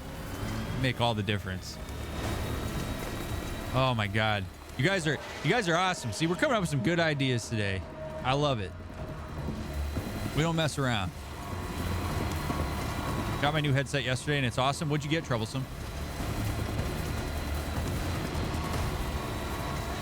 Absolutely love them because they don't have underwires. Yeah, see, that sounds lovely. Every bra I ever see looks like it would be incredibly uncomfortable to wear. Like, I do not envy women that have large breasts because it would just, to me, that seems like a burden. Nothing's engineered the way that it should be. I borrowed my friend's Sennheisers and I'm loving them. Oh man, I hear those are wonderful. Putt Dog, I advocate for earplugs while sleeping, so that would actually be on brand. Right here, I was hoping for earplug merch. I used to wear earphones when I went to sleep. Because I used to have to listen to music to go to bed. All right, I've taken this path before with the motorbike. Let's see if it works with the truck. My man, Elder's got to get his supplies here. Come on, truck. You can do it. These things do not climb very well. Got to get this allergy medication to my man. What's up, Chaos Angel? I just got here and was already called awesome. How's it going? That's because you are awesome. It's going very well. To be honest, I would probably wear corsets rather than bras if it were socially acceptable. It's not socially acceptable to wear a corset? What's wrong with that? Oh, come on. I don't want to kill these guys. Guys, get out of my way, please. Guys, get out of my way, please. I was docked 100 likes. Wow. Safe travels. Beginning scan. Bridges ID. All right. We made it. Weapons detected. All weapons will be That's locked. right, Tree Hugger. That's the motto of the day, man. All right, let's see. So I need to deliver to him. Okay. Wait a minute. Energy boosting drinks. And powerful sleeping tablets. Chiral energy. And pacemaker. Oh, geez. I had a lot of stuff to deliver to him. The Brutus bra.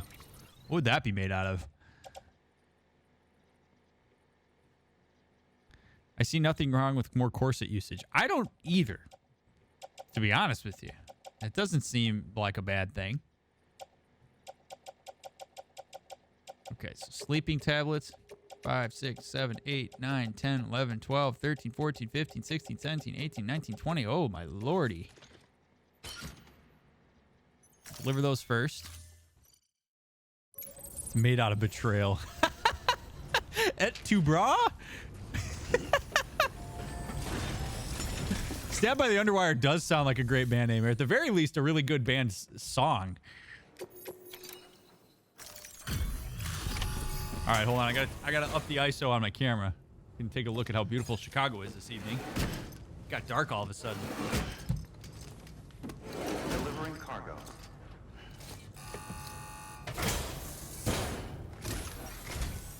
Thanks for dropping by again. It's always good to see you. Let's see how's the package. I would wear a corset if it wasn't overly boned. Wow, this is great. I did have an underwire and an older bra break a couple weeks ago and start poking me. That just sounds horrible. I can barely handle it when the drawstring on my gym shorts is poking at my abdomen. I can't imagine having a metal wire poking the underside of my breast. I don't really have breasts, but underside of my breast.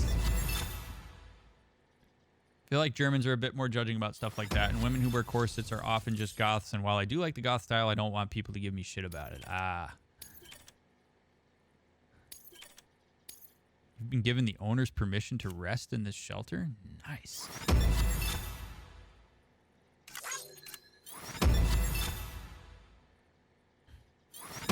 Betrayal bras by Calvin Klein. I need to be able to save money to get a proper corset for my measurements so I can stealth. Having back problems sucks, and corset hugs actually support my back really nicely. I could see how that would be the case.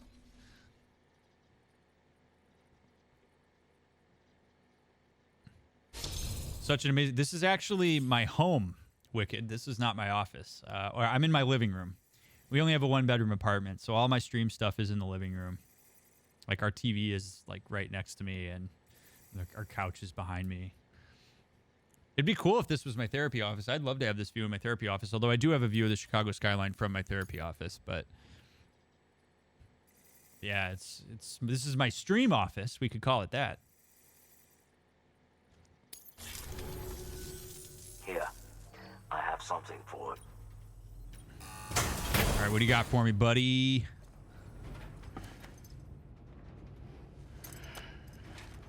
Next time I'm in Chicago, we're hanging out. Absolutely, dude. Just hit me up. You've kept me alive for a little while longer, Sam. I owe you. I had to wear a corset every evening for a long time after the car crash, and it really helped a lot with the pain. I could totally see how it would. New order available. Please access delivery terminal for further information. All right, let's see what else I got to deliver to my main man, Elder, who's now letting me sleep in his bed if I want. You're in Cleveland now. How long you been in Cleveland, Monster? I've never been to Cleveland. All right, what else is going to Elder? Shit, I do have stuff to deliver to the engineer. Oh. Maybe I don't. Wait, do I not have more to give to him? I'm so confused. One guy I did in college was so used to seeing me in push-up bras, he was disappointed when he saw me without a bra on for the first time. His face fell, and I said, dude, you were the first one to be disappointed at these things. And he's like, why aren't they higher? And I said, oh, honey, push-up bras make everything look better. Why aren't they higher? God, I could just imagine. I could just picture that. Oh, my God. Why aren't they higher? Because gravity and physics.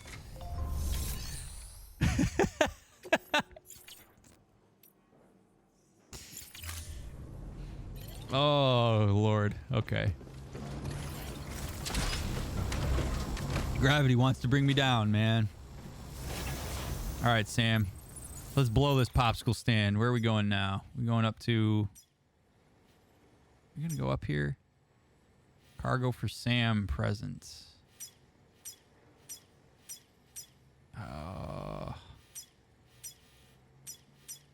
This is a very difficult map to use. Fragile's there. I gotta go. I don't know where. Destination junk dealer. All right, we're gonna go up to that guy, and then we're gonna go to the junk dealer.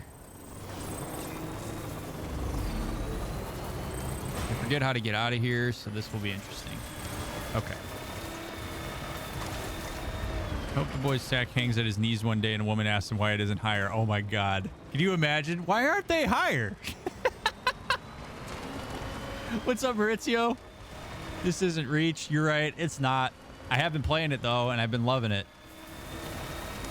There was a poll today on a student's app that people use around here asking women how often they wear a bra. Answers being always. Always unless I'm at home, depends, and never. And about 40% of women said they don't wear them at home. So basically, a lot of them just put them on because it doesn't feel socially acceptable to be braless.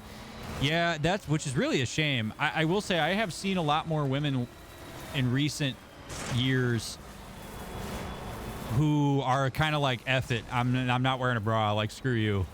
And I gotta say, I admire that.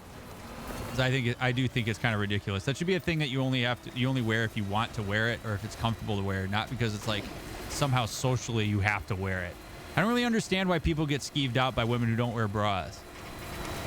I mean, it did make for a really great Seinfeld episode, but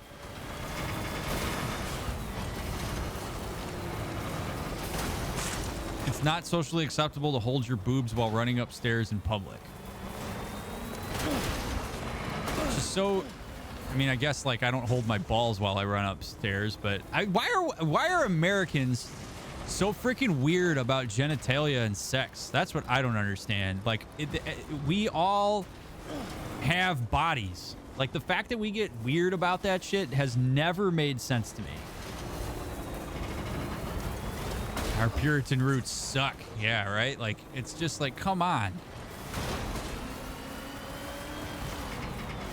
Oh boy, do I do that? Do I make that jump down? Hey, you're gonna I'm gonna do it. Hidden does. Thank you very much for the follow. I appreciate it. Welcome in. And welcome into anybody else who's watching me right now and maybe lurking, trying to get a feel for the stream. This is a really wonderful place with a lot of lovely people. DMZ MKZ, thank you very much for the follow as well. I actually don't know if I have anything to deliver here, but I guess I may as well do it before I go back up to that dude. All clear. Decontaminating soon. All clear. Keep on keeping us at. Never understood the relationships Americans have with boobs and sex. Yeah, I know. We love our violence. We love just putting violence in everything, but we don't really. But sex, oh, God forbid. No pun intended. Okay, so I don't have any deliveries to make for him. I'm not going back up there. Not going over there. All right, good enough.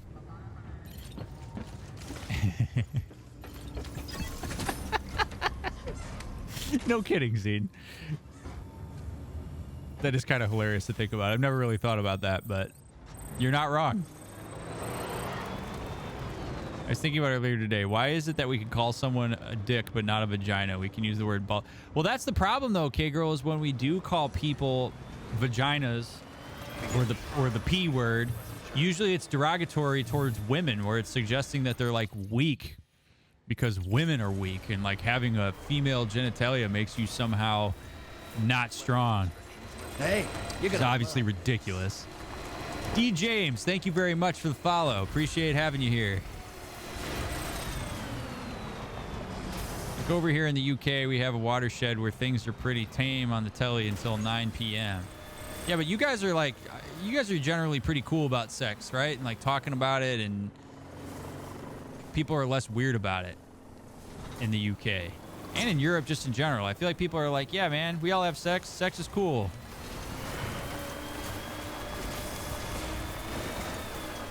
Which makes sense to me. And always has. Like, I remember watching Titanic when I was a kid, and my parents were like, oh, like, cover your eyes during the drawing scene, which is like this, you know, really cool moment of intimacy where you could like learn about how intimacy works. And then like, but eyes wide open for the guy who jumps off the ship and hits the propeller and the fight scenes and all that shit. Like, yeah, let's go. How many of us are here without sex? It's a good question. Actually, there are probably some, Zine. People who were brought here by IVF, for example, or surrogacy.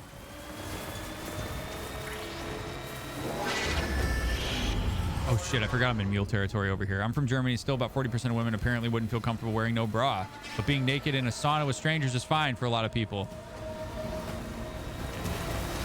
Double standards, man. I saw a news article where people were having the vapors over women saying blowjob during a news segment. Oh, God. How horrible. Woman got a fabulous blowjob at a local hairstylist. Details to follow at 7.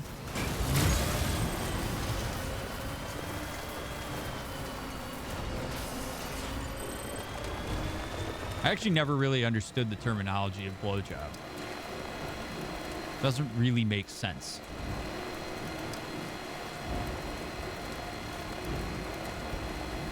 But, you know, whatever. Like, you know, if you think about it, it's like why don't we just call it a mouth job? Like, we say it literally for hands. We call it what it is that's used. Why don't we just call sex vagina jobs? Didn't you hear all the bad things that resulted from Janet Jackson's Super Bowl incident? Yeah, right? I know. Oh, it was terrible, Zine. You heard it right, Faulty. Because I was talking about her going to a hair place. Ski jobs, yeah. Okay, high-grade silicone, resins and special alloys for my main man with the turtleneck who doesn't like me very much. Right, exactly, Fireland. That's. But I guess maybe like if you called it a suck job, people would be a little bit more uncomfortable with that. All right, hold on. I gotta fix my camera one more time.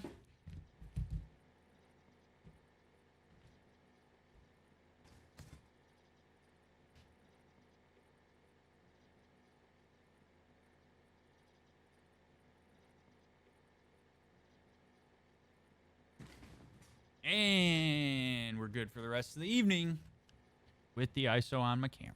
Okay. It's a blow opportunity. Jeez. The word blow is also used in German translation. Is it really?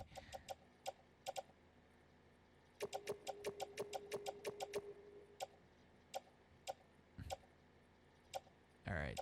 I guess I'm going to have to send that guy his alcoholic beverages.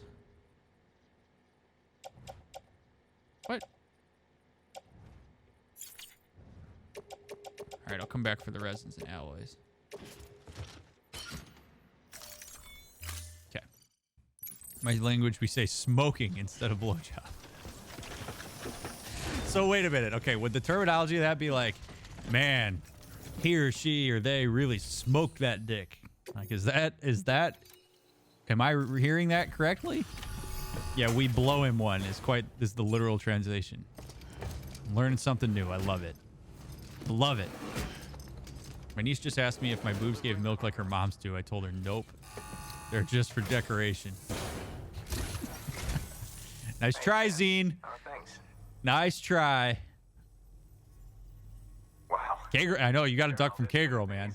I'm not gonna hit you with that, but K-Girl's the one who's gonna light you up.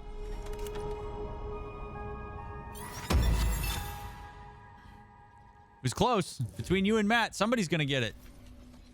K-Girl's got the sword. That's true. That's true. K-Girl has the sword, so you got to watch out. Just so you know, but go ahead.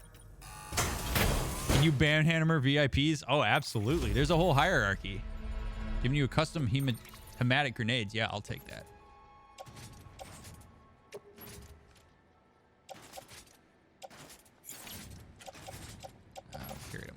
I still have that thermonuclear warhead sitting on my back. I actually forgot about it, which seems like a thing you don't really want to forget you're carrying around. Gives me hope. Keep it up, Sam. You're welcome, man. Good work. New order available. Right. Please access delivery terminal. Let's deliver the rest of this stuff, and then let's get the hell out of here.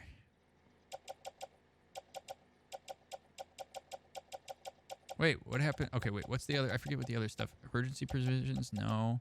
Special beer? No. Not the ornaments. Building materials? Wait, did I deliver everything this guy needed? I must have. All right. We're out of here. And we need a battle promotion for defensive purposes. Give you that sword for a day, Zine? You and K-Girl will just duke it out? That's a fight I'd love to watch. It'd be awesome. Started laughing the other day when I realized my therapist looks like a stereotype. He has the beard glasses, perfect hair, little gray in his beard, and he takes notes. I feel like I look the opposite of the standard therapist, which I'm okay with. I gotta make sure I get this guy his beer, and then we're gonna go back down south. Oh man, look at all the swords we have. If Victoria was in here, Victoria would be wielding a sword too. Mod fight.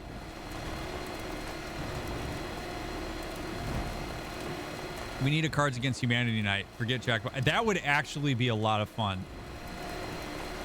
I'm actually surprised I had never really thought about that, K-Girl, but that would be a good time. Isn't there an online version of that we could play on stream pretty easily? I'd rather see a younger therapist or somebody my age, to be honest. I've seen older therapists I don't feel like I related to. Yeah, I hear that a lot, Rosalind. There's a lot of people who say that the reason they sought me out was because of how like young I looked. You could go as a standard therapist for Halloween. So fun fact, Hyro, in Halloween 2018, when I came on stream, I was dressed as a traditional therapist. Like I didn't have a hat on. I had a shirt on with a sport coat. That was my Halloween costume in 2018. I have a clip of that somewhere.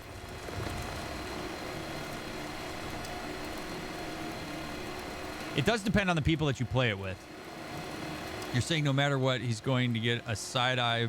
He's giving you the side eye. Wait, my therapist has cross eyes. I never know which eye is the active one. I never know where to look. I wonder how open he would be to you asking that question, Bonnie. I feel like if that was the case for me, I would want somebody to ask me so that I could like tell them if I needed to, if it was making them uncomfortable, but.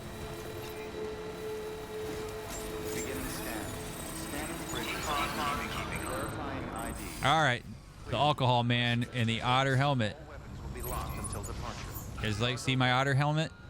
How cute am I? I'm the cutest. All right, alcohol. Here.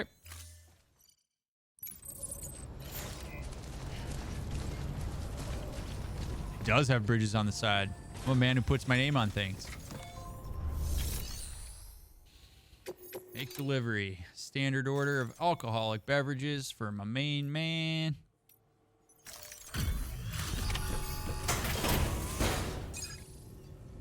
Whiskey flavored synthetic liquor. Ugh.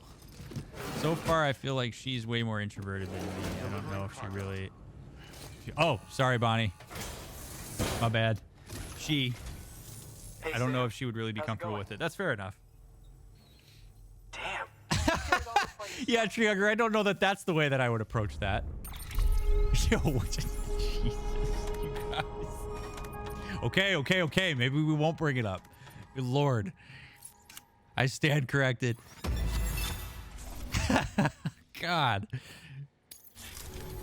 Well, be safe out there. As a person, I have a lazy eye. I don't know if you guys have ever seen it. It's not severe, but I do have a lazy eye. Sometimes you can see it when I look in certain... I'm not... See, now I'm going to do this and you guys aren't going to be able to see it, but I do have a lazy eye. But it's not the kind where people don't know how to look. But like, it's something that I was very self-conscious about the first time somebody pointed it out to me.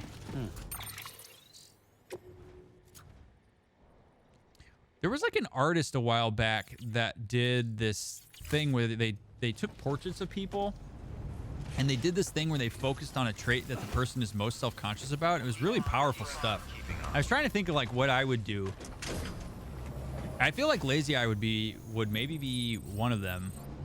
I don't have too many things about my physical appearance that I'm too ashamed of, but like it was a really interesting piece where like people, like some people had like their nose featured or they had like some kind of scar on their face or something like that.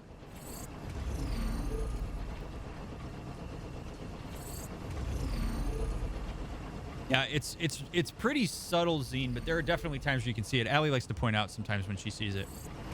I think I try not to look too close because then it reminds me that you're younger than me and a doctor and that what I've done with my life, and it sets me into an existential crisis. Dude, Zine, what you've done, Zine, the impact you've had on people.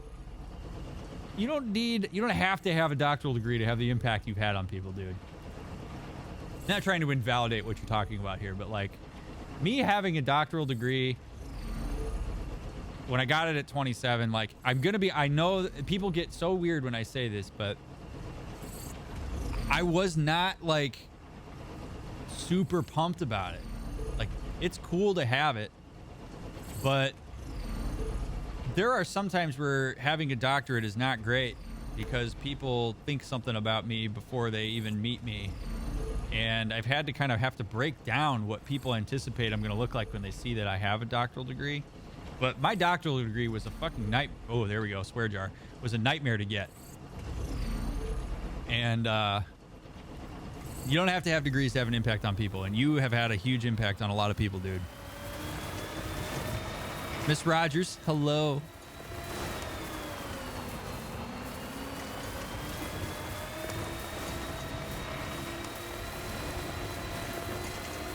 All of you are here where you are now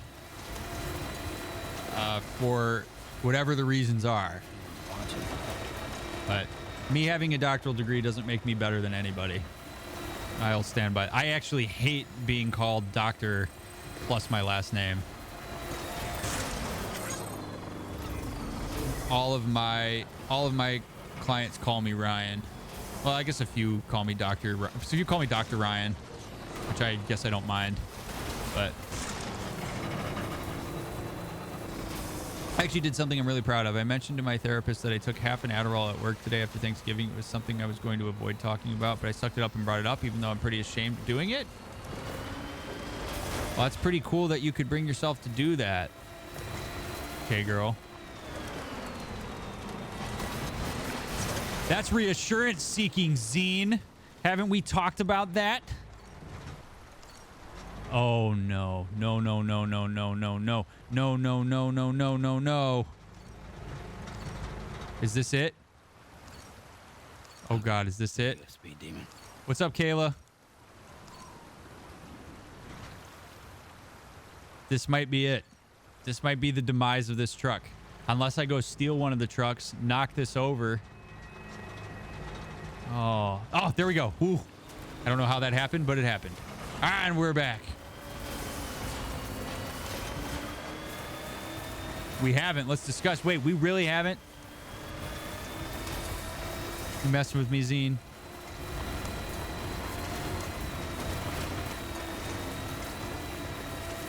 Swearing about the PhD process is allowed. Thank you, Butt Dog. I agree. I watched your YouTube on it. I don't think we actually talked about it directly. Well, feel free to ask whatever you'd like to know. Do you have to keep writing papers to keep the PhD going? No. Once you have the degree, nobody can take it away. I will have the degree for the rest of my life. I have to do continuing education units to maintain my license, but I don't have to do it for my doctoral work. At least as far as I know, I don't have to. If I have to, I really ought to figure that out, because I'm pretty sure it might have been covered by the fact that I was teaching. So who knows? Are you going to be on Monday night? Monday. Might need to talk. So Kayla, oh no. You never give Help me out, buddy. Kayla, I'm usually not on Mondays because of my Tuesday morning schedule. Makes it difficult for me to... Oh no. Oh no. So probably not. I don't like to promise that I'll be on Mondays. This would have been a good time to have a gun. Oh no. Come here. Get in the water. World's most badass postman right here. Yeah, that's right. Get back. Get back. Get back in the water. Yeah. Drown. Someday I'm going to end up working for you guys. I definitely can get the truck out now when it stops being shocked. These guys did a number on it. Yeah, come on. Cross. Cross the Delaware River, Washington. I'll beat your ass. Thank you for the sub, Miss Rogers, by the way. I really appreciate that. It was very kind of you to do. And I appreciate your support. Sorry I didn't thank you immediately when I saw that. But Kayla, what's going on Monday? And is there any way I could be of assistance prior to Monday or after Monday?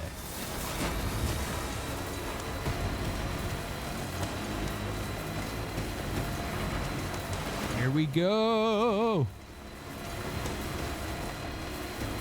All right. We're good. We're good. We're rolling.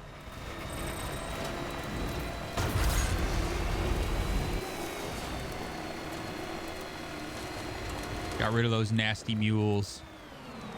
I'm gonna go... I feel like going this way has not been particularly useful, but whatever. I'm gonna do it anyway. I want to build more roads.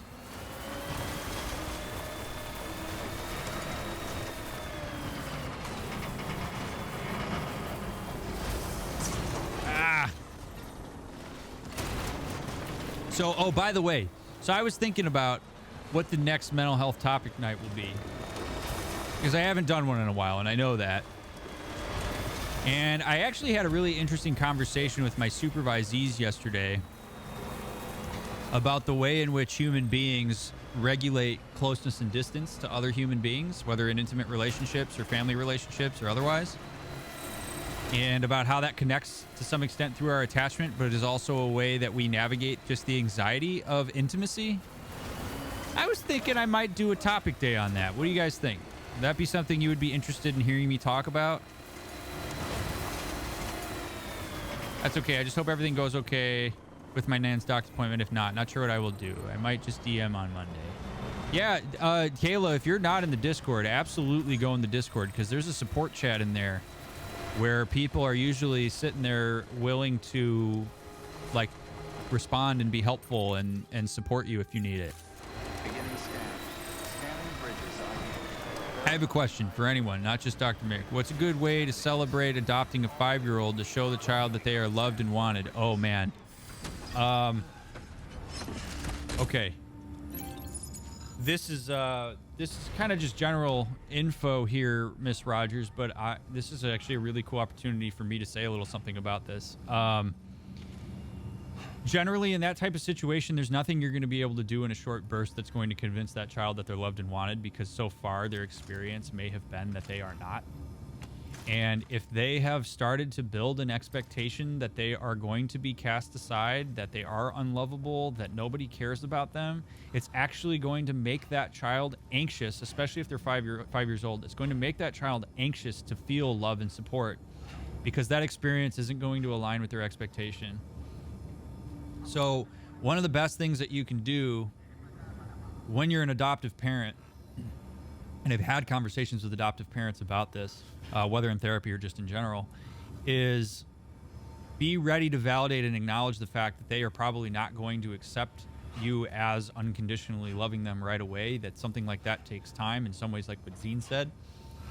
But also that adoptive parents sometimes have this tendency, I'm not saying you're doing this, but a lot of adoptive parents have this tendency to want to convince that child that they are the right parent for them, and will kind of put the anxiety of that and the reassurance, and they will look for reassurance from the child on that, and they will often overcompensate if the child doesn't give them the reassurance they're looking for, because the child is anxious by the fact that they are in now a situation where their experience is not aligning with their prior experiences and expectations.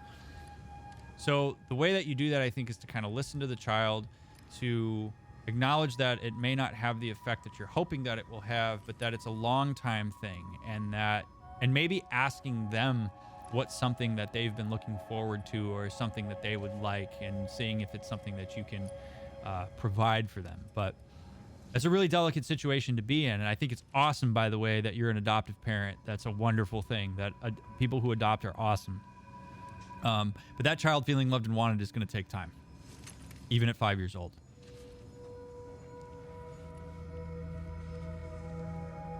Oh wow, that's intense dirt.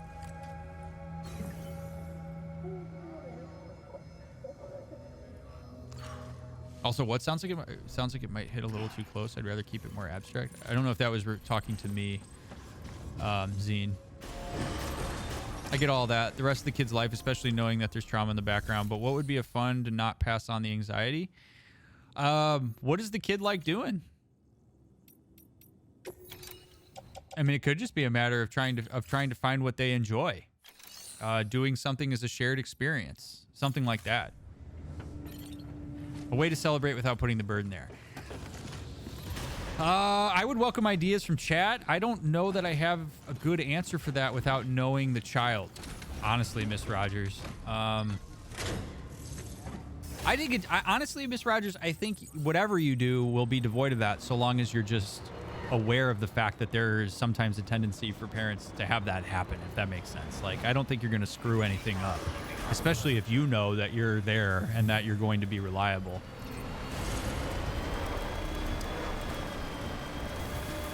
Oh. Sorry. It's all right, I get it, Zine. See, that's what happens sometimes. I get so wrapped up in chat and bouncing all around, and then I read something like that and forget what it's in reference to. Weapons restrictions lifted. Yeah, I read it and I'm like, we we've got to go all the way to South Knot City. I think I have to go to the junk dealer, though, too. So I'm going to drive. All right, we're going to just drive straight through here. Let's go. Go to the junk dealer, drive straight through, not worry about these damn mules. Yeah, M-Dash, those are cool. Making pancakes together, doing an art project together, maybe taking them to a bookstore, having them choose a children's book they'd like to read with you. That's neat. Those are all fabulous ideas. I don't know if anybody in here is adopted, but that also, like, you know, if you have any experience that you'd like to share, that could be really cool. License was revoked. 20 attempted suicides, 3 successful. Oh, wow. Yeah, that book's idea is really cool, M-Dash. I don't think the truck's gonna make this jump, but we're gonna do it. Cowabunga, baby. Oh, yes. All right, let's go. Gotta find one more jump that we can make. Exactly, Miss Rogers, exactly. Giving that kid a chance to let you get to know them on their terms, I think, can be really, really, really awesome. Uh-oh, this isn't good. Uh-oh, uh-oh. Here we go. Pray for me. No! No! No! Are you kidding me? What a shot! Oh my God. That was a 1 in a million shot that guy just had on me.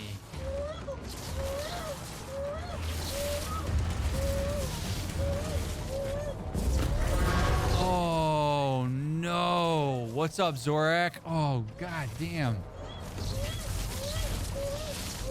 Oh, this sucks.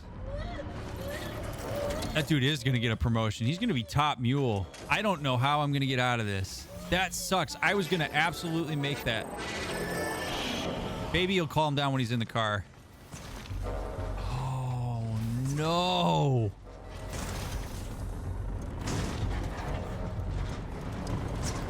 Oh, no. Hyro, I'm in a freaking crevasse. All right.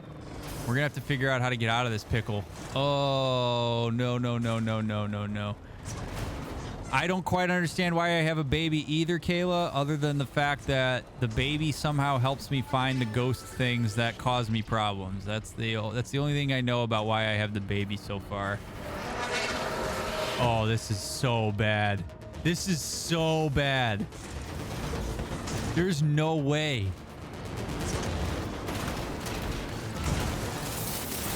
No! Oh, God. Oh, man. I have a nuke. I am literally carrying a nuclear bomb on my back. I may just have to go this on foot and take the bomb down to South Knot City and bail on the rest of this stuff. In fact, I think that is what I'm going to do. I don't see that truck getting out of here. I think the fact that he hasn't pursued his story in like 30 episodes might be contributing to his not knowing what's going on. That's also true. I've just been making deliveries, but oh man. What's up? What's up, Adare? Or you've been here for a little while. Oh. I do believe the game told you to rest in the distribution center before making that trip. Did it? Oh no, is that the nuke? Oh my God! Oh no, it's not. Okay. Oh man.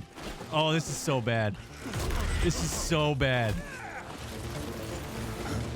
Oh no. Oh God. You guys have no idea what you're fighting with right now, man. Oh. Oh my God. Oh my God. What's up, Warped? I saw somebody tag Warp. I'm sorry I missed you. Oh no. Oh no.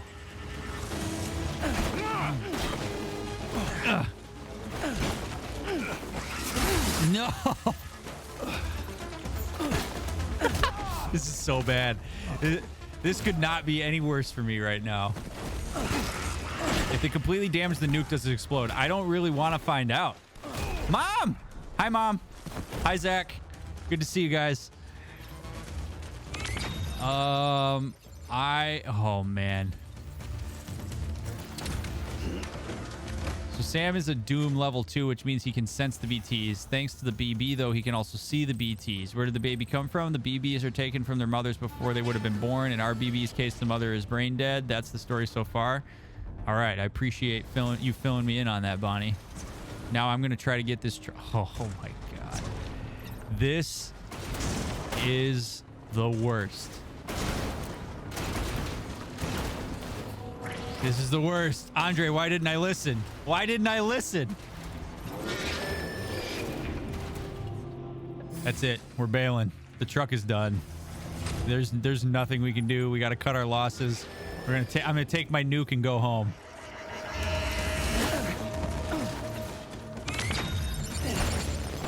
After I whoop these guys' asses, just funnel down into this canyon. Yeah.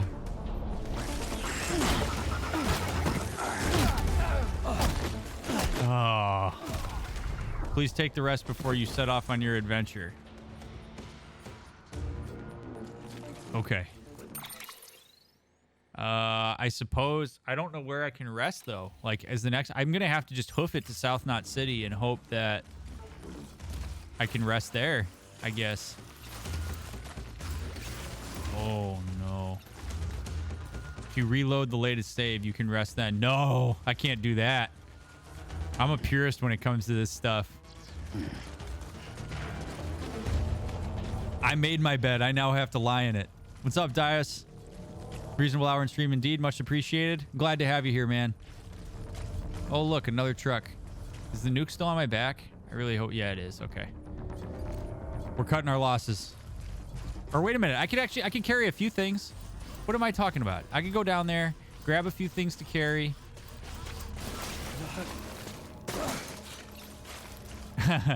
Thank you, Andre.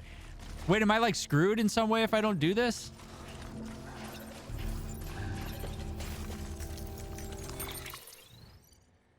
Take the other truck and haul with that. Oh, see? All right, good idea, Derp. That's what we're going to do. We're going to take these emergency provisions. I'm going to carry them and load them on that truck. Let's see, what else? Special beer. All right, I can go without the beer. Special ornaments, I can go without that. We'll take the resins.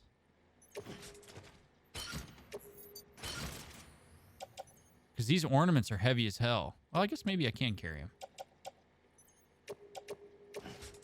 Oh, I can carry it. Oh my God. All right, I just emptied out the truck. We're good. We're good. See? Come on, you guys. What were you worried about? I told you this would be fine. Spent about 2K of my CME bucks on new clinical books. So much reading to do now. Nice. Which one are you most looking forward to, Doc?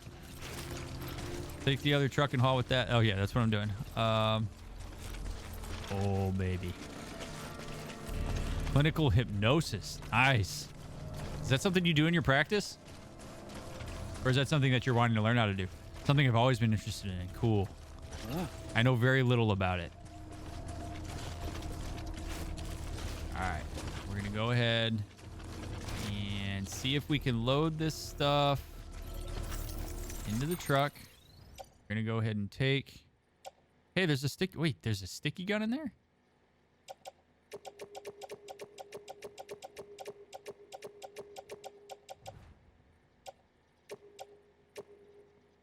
Wait a minute. Where's the nuke? Oh, there's the nuke. Okay.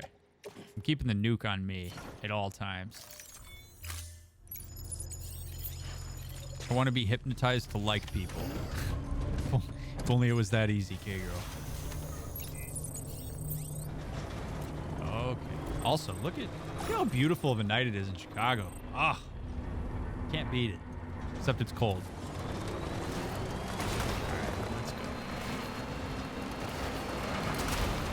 You like that? You like that risk I just took?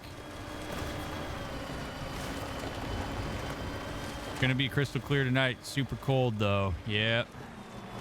Not looking forward to that. All right. This worked out swimmingly. Now I get this cool truck. This truck does look a lot cooler than the Postman truck. Like, this thing is built for awesomeness. I feel like a badass driving it. Yeah. Beep beep. Yo, I got your beer and stuff. She's a little underage though, so let's not give this to her. Oh my god, I can't believe it's almost 5 o'clock. Cargo verified. Thank you. Does Allie have the Christmas tree up yet? She does, K-girl. That's what you can see in the reflection right there. Right there. That's the Christmas tree lights. She put it up on Saturday. She's always very excited to put it up. I can't say I blame her.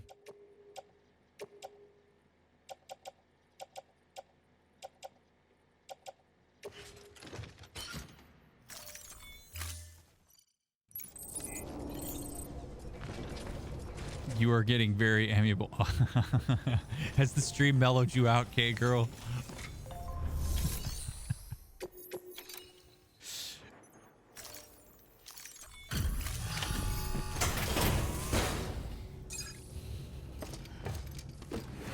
My whole tree is a gnome. Delivering cargo. Your whole tree is a gnome? How does that... I'm like intrigued, Mom. What is that? How does that... Like the whole tree just looks like a gnome and it's decorated so that it's got like a beard and stuff? Not much there? Yeah, I want to know. I would love to see it. All right, this guy... Speed skeleton level 2. All right, we're at 4 stars. Maybe that means he's on the... Does that mean he's on the network now, I think?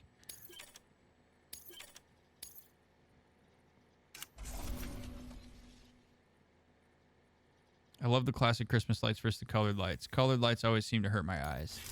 Yeah, I'm not really into that either. I really don't like the LED lights either. Like, LEDs are so weird to look at, and they're so intense. I have a friend who's been battling depression and anxiety for a long time. I haven't seen her in 2 years because she said she can't handle meeting me because it makes her compare our achievements lives, which puts her in a bad mental state. Do you have any tips for what I can do to support her?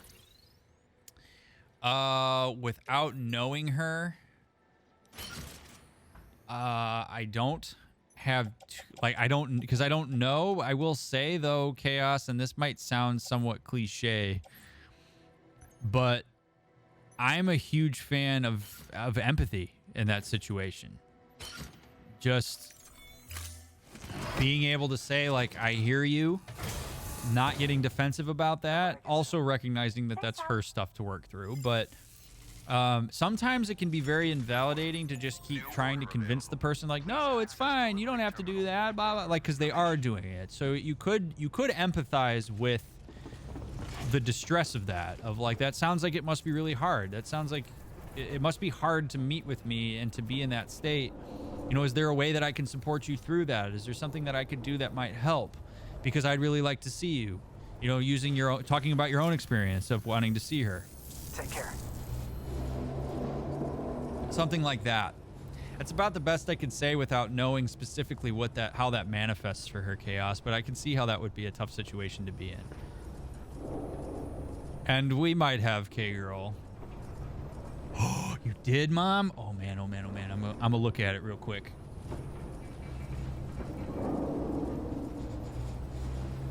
Oh, my God. That is awesome. That is one of the coolest ideas for a tree I have ever seen, Mom. That is so awesome. Holy crap.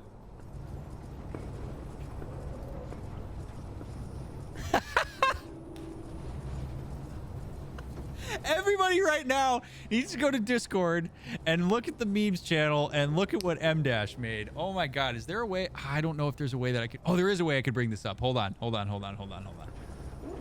up.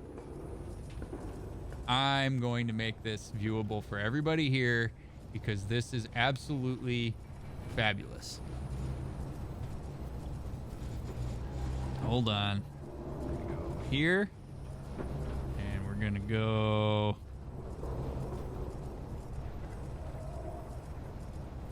here. And I'm gonna do this. Let's see. Hopefully this works. Okay.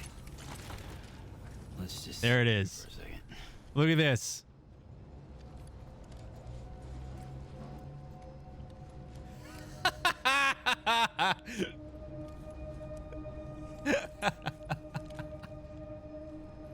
Yes, you matter, and so do your breasts. DrMick Suspenda Bra. Breathable comfort, consistent support, innovation at its finest. Hashtag live your breast life. That's what I'm talking about. M dash. That is killer. That is absolutely killer. I'd buy it. I'd absolutely buy it.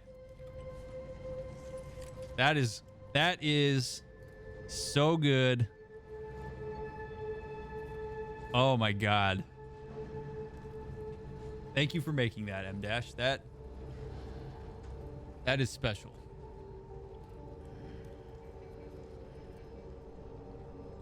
Absolutely. Oh man. All right, wake up, Sam. Do you sell this? I want one. No, not yet, Miss Rogers. But we had a whole conversation about what it would be like. I'm gonna be the Dr. Scholl's of bras. Oh my God, so good. My new job includes making social media graphics and advertising. Well, I'm glad that you just shared that talent with us. Fabulous. You now need to make those. No kidding, Kayla. Like, I really do. This has actually gotta be a thing now.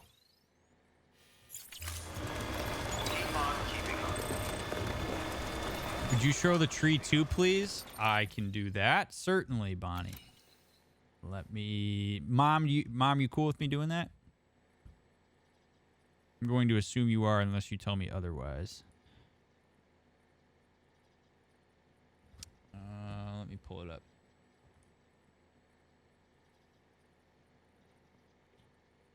Cool. All right. This is awesome. This is so damn cool. Look at this tree. The gnome tree. It's so good.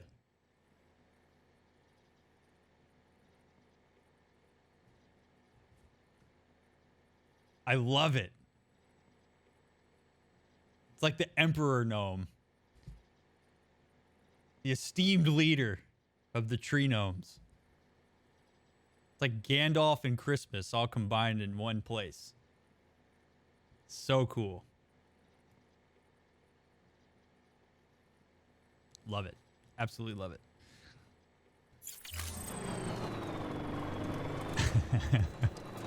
Did you... Mom, did you come up with that idea by yourself? Like, was that your idea to do? You should patent that. You could make like these synthetic gnome trees, and I'm sure people would buy that. Like, I guarantee you, if I could buy that out of a box, I absolutely would. It's so good.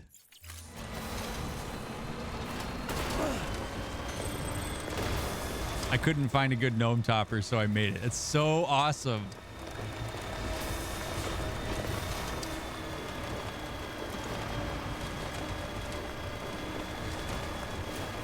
Also, I don't think I've been to the city that I'm driving to right now. So this will be interesting.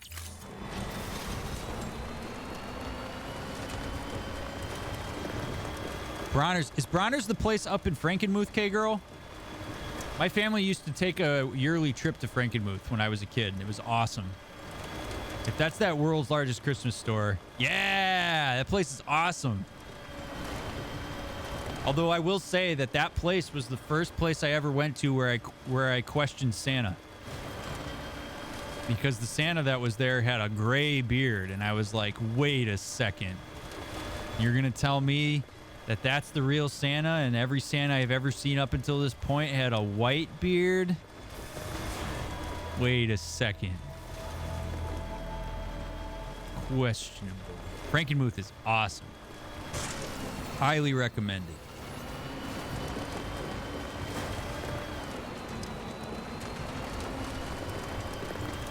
Also, what a cool name for a town. Frankenmuth.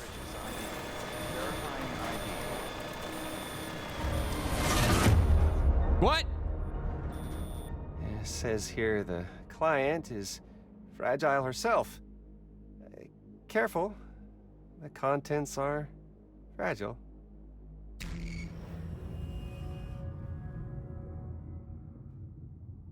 Whoa!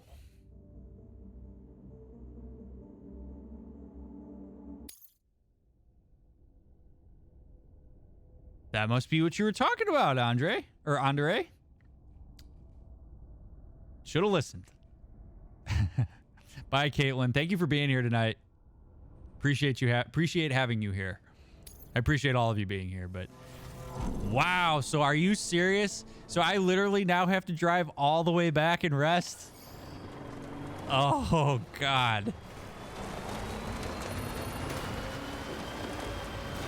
Here's hoping I can sleep at... Oh, God. Ah! That was so dumb.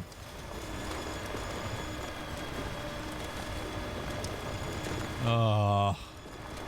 Distribution center south you need. Distribution center south is... That's here, isn't it? Or... South distribution center.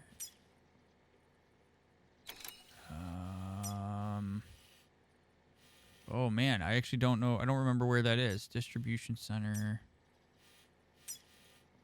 Yeah, distribution center south of the lake. Okay, so I gotta go... Oh, I gotta retraverse. God, what an idiot.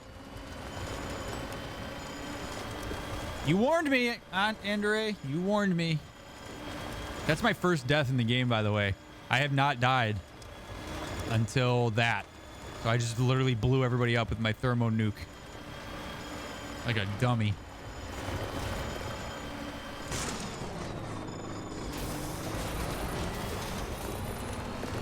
Truck's back. Oh, shit. Truck's battery is running out. Oi, oi, oi. This is not good. I'm going to have to traverse mule territory on foot. Death by nuke is a good first death, right? What can't you do? Oh.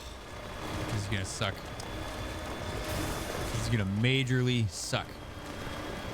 Oh, yeah. Frankenmuth is like crazy this time of year.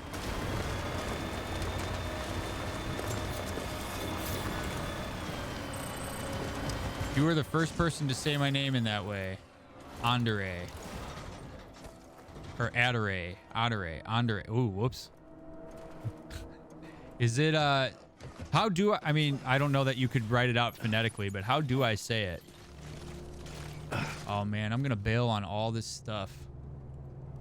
Sperm and eggs. Or unless I can... No, I can carry it. I can carry it. I always forget. I don't need the sticky gun, though. I don't need the PCC. I can carry... Or wait, previous owner mule. Okay, I don't need to carry that. So we'll put all of it on my back. Optimize. And we'll go. Hey, you're gonna love this. Adore. Adore. Got it. Not Adore. Thank you for... So, Adore and not Adore. Thank you for the follow. That's me. Oh, cool. Well, thanks for following me. Shifted, thank you. Or enjoy the lurk. Thank you for being here. Running through mule territory. And with my Kardashian thighs, level 3. Good KD ratio indeed, Faulty. My only death. Until they let me categorize people I follow, this is my weird way. Ah, fair enough. What category would you put me under, if you don't mind me asking?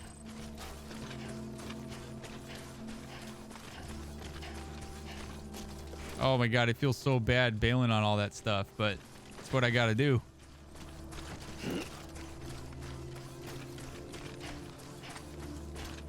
I'm actually surprised Twitch hasn't thought to do that. That would be super helpful.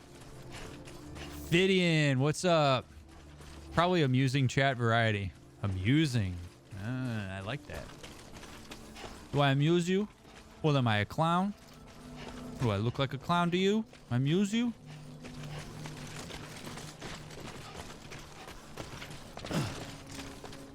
Beer capital indeed. Okay, girl. I've confirmed my tattoo dates for 2021. Nice. Congrats on that, Thidian. That's exciting stuff. God, I want to get another tattoo so bad. I don't blame you for being happy about that. That's exciting.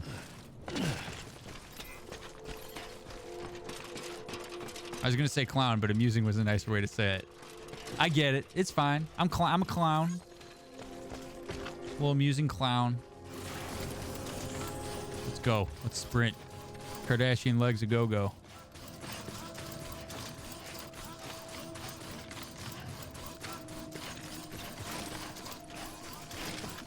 Want to know? So we're gonna get some good story then when I go to sleep here. Apparently. God, I can't believe I went all that way. Didn't listen to you. Did this like a dummy. Now I got to run through mule territory. Go all the way back on foot. Ditch everything. Lansing, Michigan. I went to Michigan State my freshman year of college. I lived in East Lansing for a while. My last tattoo was on my sternum. It's very different to the others. Painful. Oh man, Yuri, the most painful part of my entire sleeve was the part that he did up here. The sleeve ends up here. I hated this, and also I got the N7 logo from Mass Effect on my chest, and I hated that. The chest hurt so bad. I was not prepared for that. We got to watch you get speared into a chasm, fight off a bunch of guys to take a nuke to blow up a city to walk all the way back. It fits amusing. I would agree. I would absolutely agree. Good night, Bonnie. Thank you for being here. Always a pleasure to have you in here. I went to Michigan State too, freshman in fall of 2007. That was 1 year before me, Zorak. I was a freshman in the fall of 2008. I lived in Acres. The Acres Hubbard Complex. Acres, 5th floor. 100% worst was collarbone. Yeah, collarbone sucked. Armpit sucked too, Zach. I agree. So I got the logos of the schools I went to on the inside of my arm near my armpit, and Purdue is the one that's closest to my armpit. And my tattoo artist was like, "Oh man, you're gonna hate Purdue when I'm done with this." And I was like, "You were right." Beginning scan. Scanning. You lived in Acres? Dude, I lived... Oh, my God. Yeah, there were 4 of us in one room, and it was intense. Like, and there was so little room. I mean, I had great roommates, thank God. But, yeah, I didn't know anybody when I went to Michigan State. Holy crap. That's crazy. Somebody else who lived in Acres. I'd love to know if it's still right there. You're in Brody right now? That's, yeah, clear on the other side of campus? Oh, my God. Well, go green. I'm not really much of a Michigan State fan, but... Holy crap, that's insane. All right, we're going to enter the private room. Let's see what happens here. I have a feeling some crazy shit's about to go down. Let's see. Now that I have a nuke for Fragile, let's see what she wants me to do here.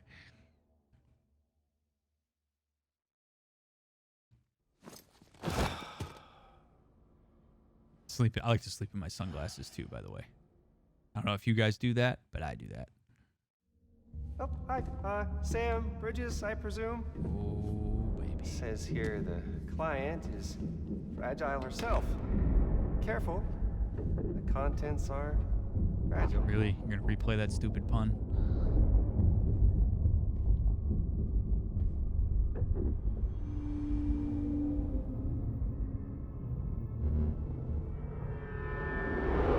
No! Oh, shit. Higgs. Sam, what's wrong? Fragile. Son of a bitch, it was him. What are you talking about? The package I picked up for you, the one from Lake Knot. Hold on. I wasn't expecting any package. He said Fragile herself was the client. The system was down, so some Bridges delivery guy had to hand it over in person. Who? Look, the point is, it was Higgs. Come on, I need to see it now. Higgs is the bad guy, for those who don't know.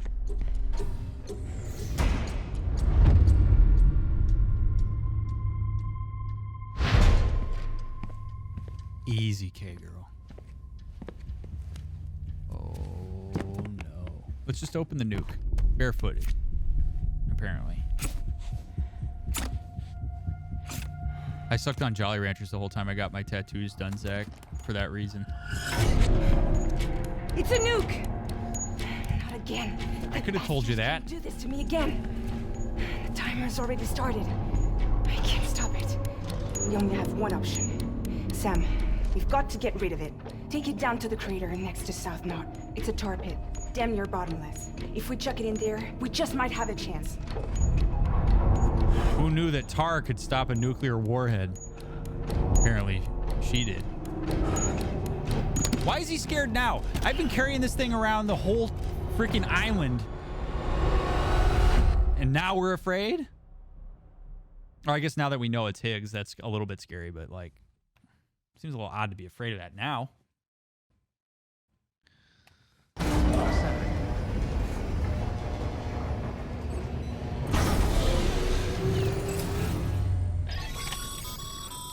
Sam.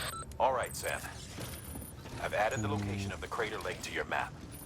Get the nuke there ASAP and dispose of it. We're gonna make a motorcycle. Fabricate that motorcycle. Let's go.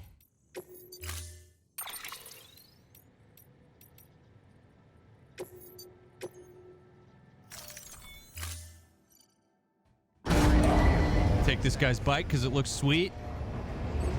Let's go.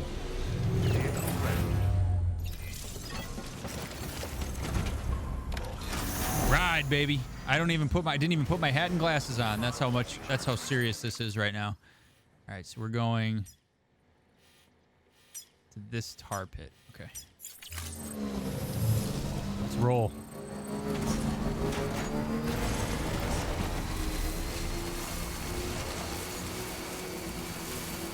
$20 minutes. Good thing that timer started when we opened the chest. Can you imagine if there was a hidden timer when I was doing this? God, oh God, oh God, oh God, oh God, oh God.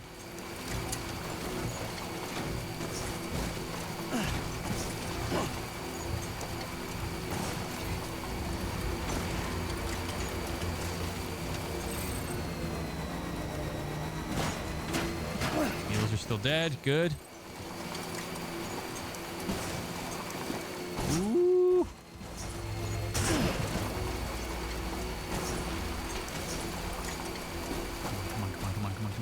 Come on. How do people not go insane when living with 3 other people in one room? Oh, it was pretty rough. Don't get me wrong. I wasn't the biggest fan of it, but I will say that having cool people to live with really helped. At least in my case.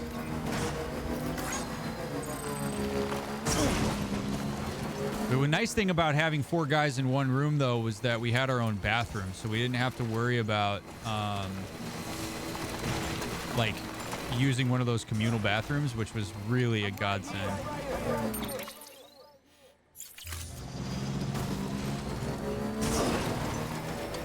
Come on, baby. Come on, baby.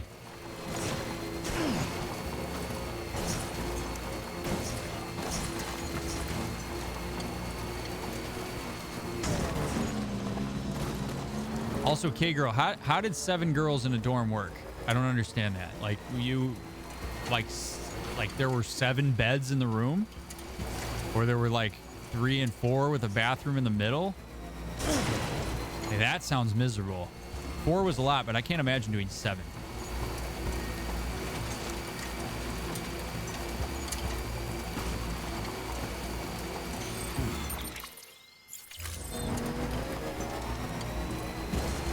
Not very... Sounds about right.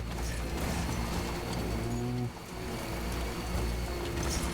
This is the dorm of a sorority house. Yeah, right. Like, hey, this kind of looks like the beach where I always see my mom.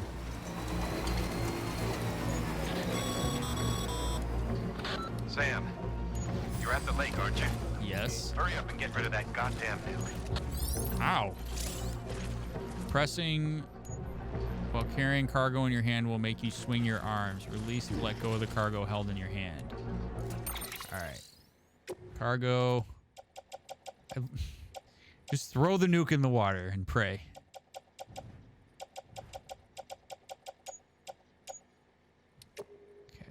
Carry by hand. Carry in the right hand because I'm a righty. Here we go. Okay, so pressing will hold it. Release to let go and throw the cargo held in that hand. Okay. Here we go. Olympic level toss. And it doesn't sink. Oh, there we go. Okay, good. Now run. Just watch it happen from the beach. Okay.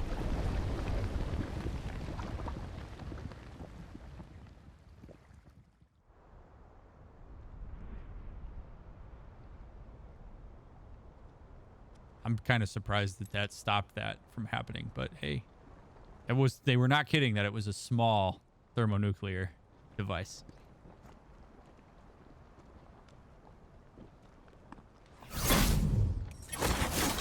Jesus, that was close. You saved the city and everyone in it. Not the first I time. love a lot more than I ever did. Maybe there's no way of saving Middle Knot. But South Knot's still here. Because of me. And you. She didn't do anything. Other than panic and tell me to throw it in the water. I guess that did help.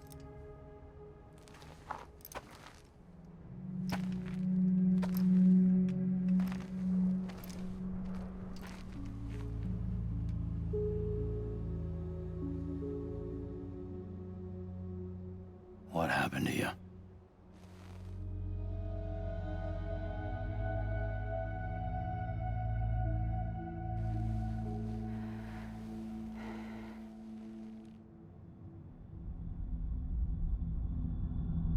Tell me. Or are we going to find out?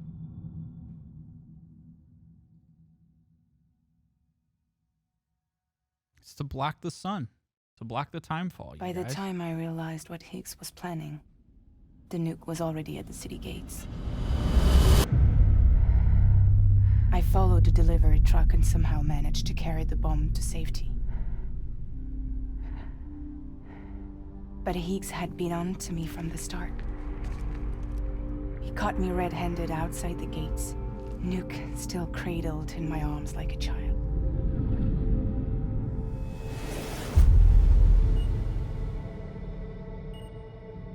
You never give up, do you? And naked, So, apparently. As punishment, he strips me down to nothing. Thanks for the subcoder. and Appreciate then you, he man. makes it rain.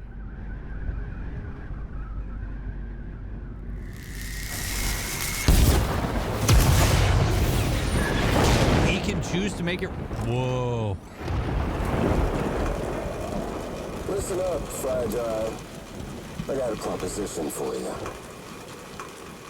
Do you want to live out your days as damaged goods? Or would you rather take damage for the goods? Gratuitous sex. Get to the point. All right. If all you want is to save yourself, you just have to jump. However, if you want to see this altruistic streak of yours through, then you'll have to carry my nuke to the bottomless pit and toss it in. Oh, sure, you'll be the city's savior. But you will have to walk naked through timefall to do it. Trade a lot of your time for a little bit of the city's? Hell, seems like a fair exchange to me.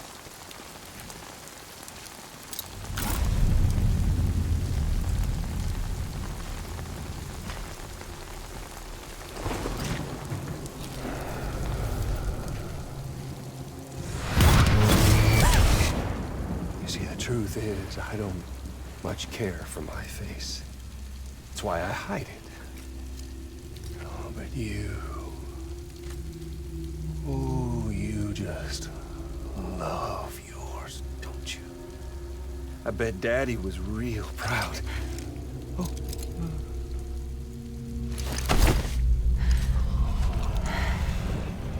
Now, don't worry. I won't mess it up. See, I want your face to be a kind of testament.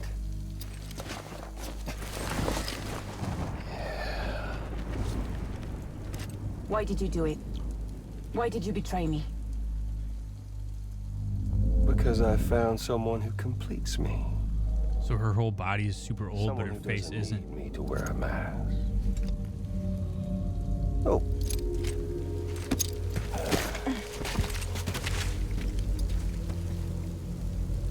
Word to the wise.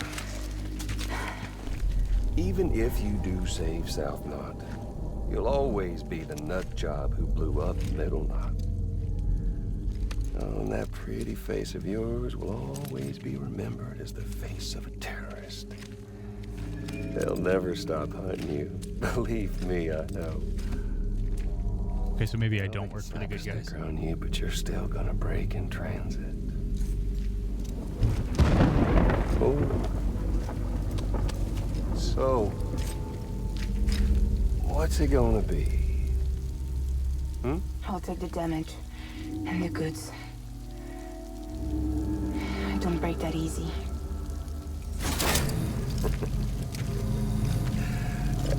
Well, good luck with that. I'll take the damage. I don't break that easy. I'll take the damage and the goods. I don't break that easy.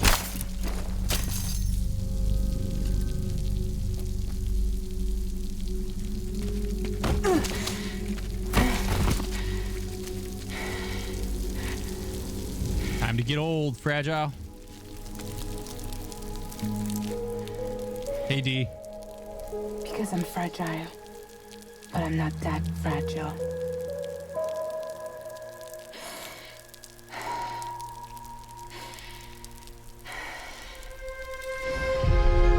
Go, run.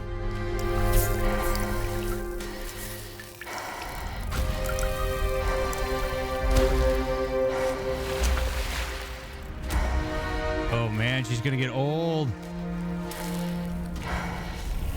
No, it's actually kind of coming together, Coder.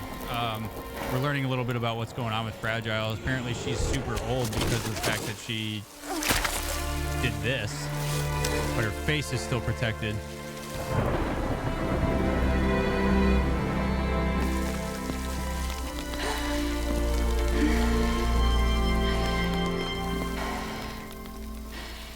You're gonna want to hurry, Fragile.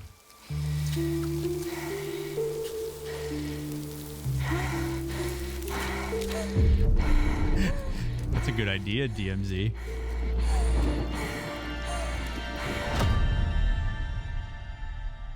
Then only her fingers would get old.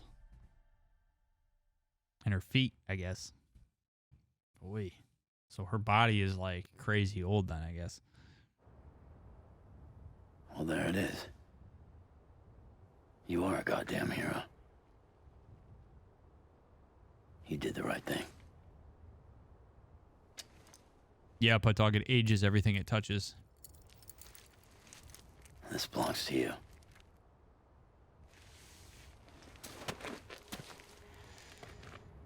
I'm no hero, Sam. That choice I made, I've regretted it ever since. All I had to do was jump, and I could have saved myself. But instead, you saved a city. And more than that, you gave people hope. Well, now there's only one person left for me to save. I'm gonna make Heats regret he ever crossed me. By killing him? Can't. He's way more powerful now than he was before.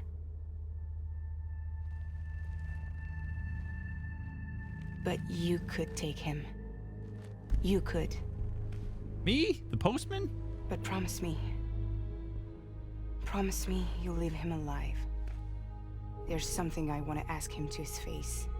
I didn't think you were capable of torture. Am now. And I want to know why he betrayed me.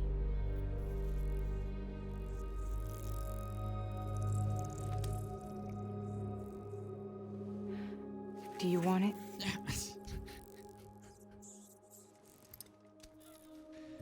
Every time.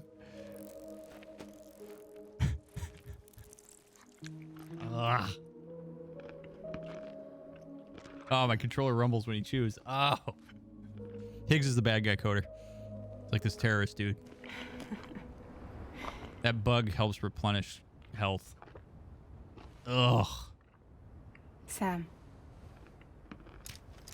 Don't forget about the supply run to South Knot City.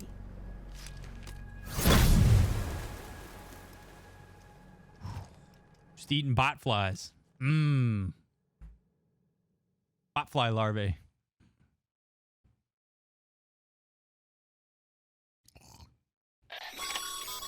Sam. Outstanding, Sam. Now let's get your cargo to South Knot City and put those people on the network. Yes, let's. So how much of that stuff did I leave anything with this truck? Oh, I left the sticky guns. Right, I'm not worried about that. All right, we're going to South Knot City, and I'm gonna call it for the day. Yeah, buddy.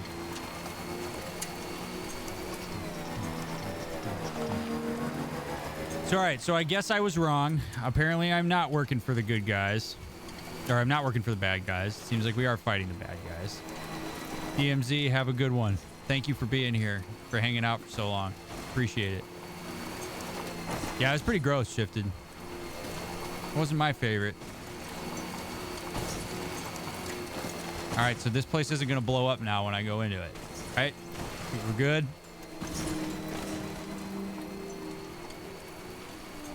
Yeah. Beginning scan. Scanning bridges ID. Welcome to South Knot. Welcome to South Knot City. Hell yeah. Yeah. Wheelie all the way down, baby. Let's go. All clear. Welcome, Sam Porter Bridges. What a stud. Gotta stretch my legs. Okay, make the delivery. Get this on the chiral network. Tree Hugger, have a good one, man. Appreciate you being here.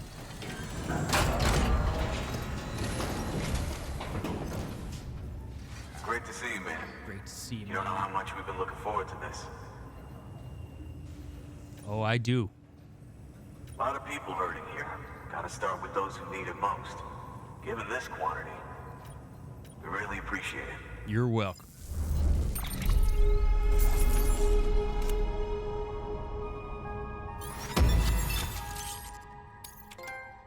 I won't break, because I'm not fragile, even though that's my name.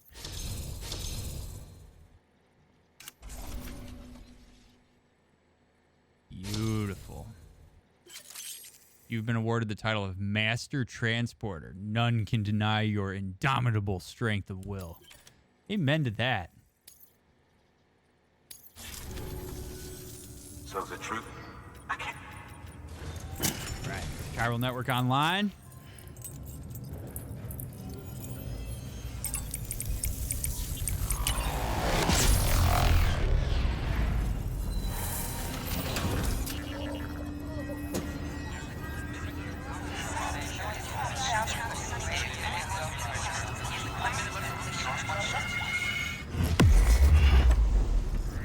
Oh, yeah.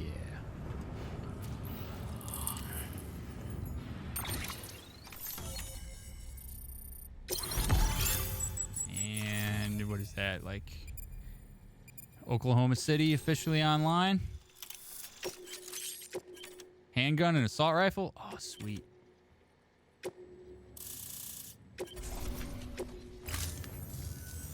I don't think we could have survived. You can help. You've given us a gift. Yet, listen. Now, You're welcome. You're welcome. You're welcome. You're welcome. Good work, Sam. Thanks, Die Hardman. I'll see that you're supplied. Suppose I don't need to tell you to take care when you come fetch them. What you've given me. All right, casual hero. Hit me up on Discord. We can try to figure it out.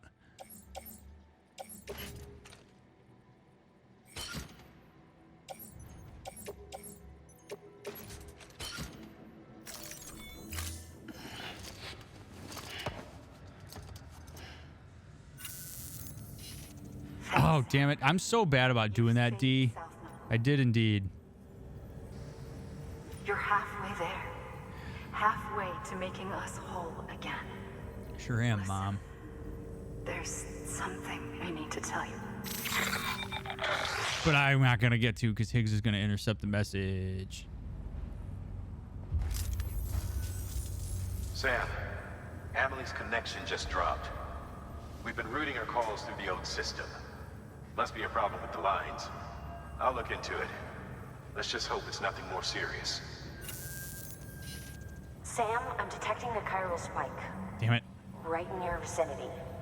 These numbers are off the charts. This might explain the sudden service interruption. Well, let's go investigate. Whatever's causing it could pose a threat to the Knot cities. Get out there and investigate. Yeah. Yeah, I know what I gotta do now.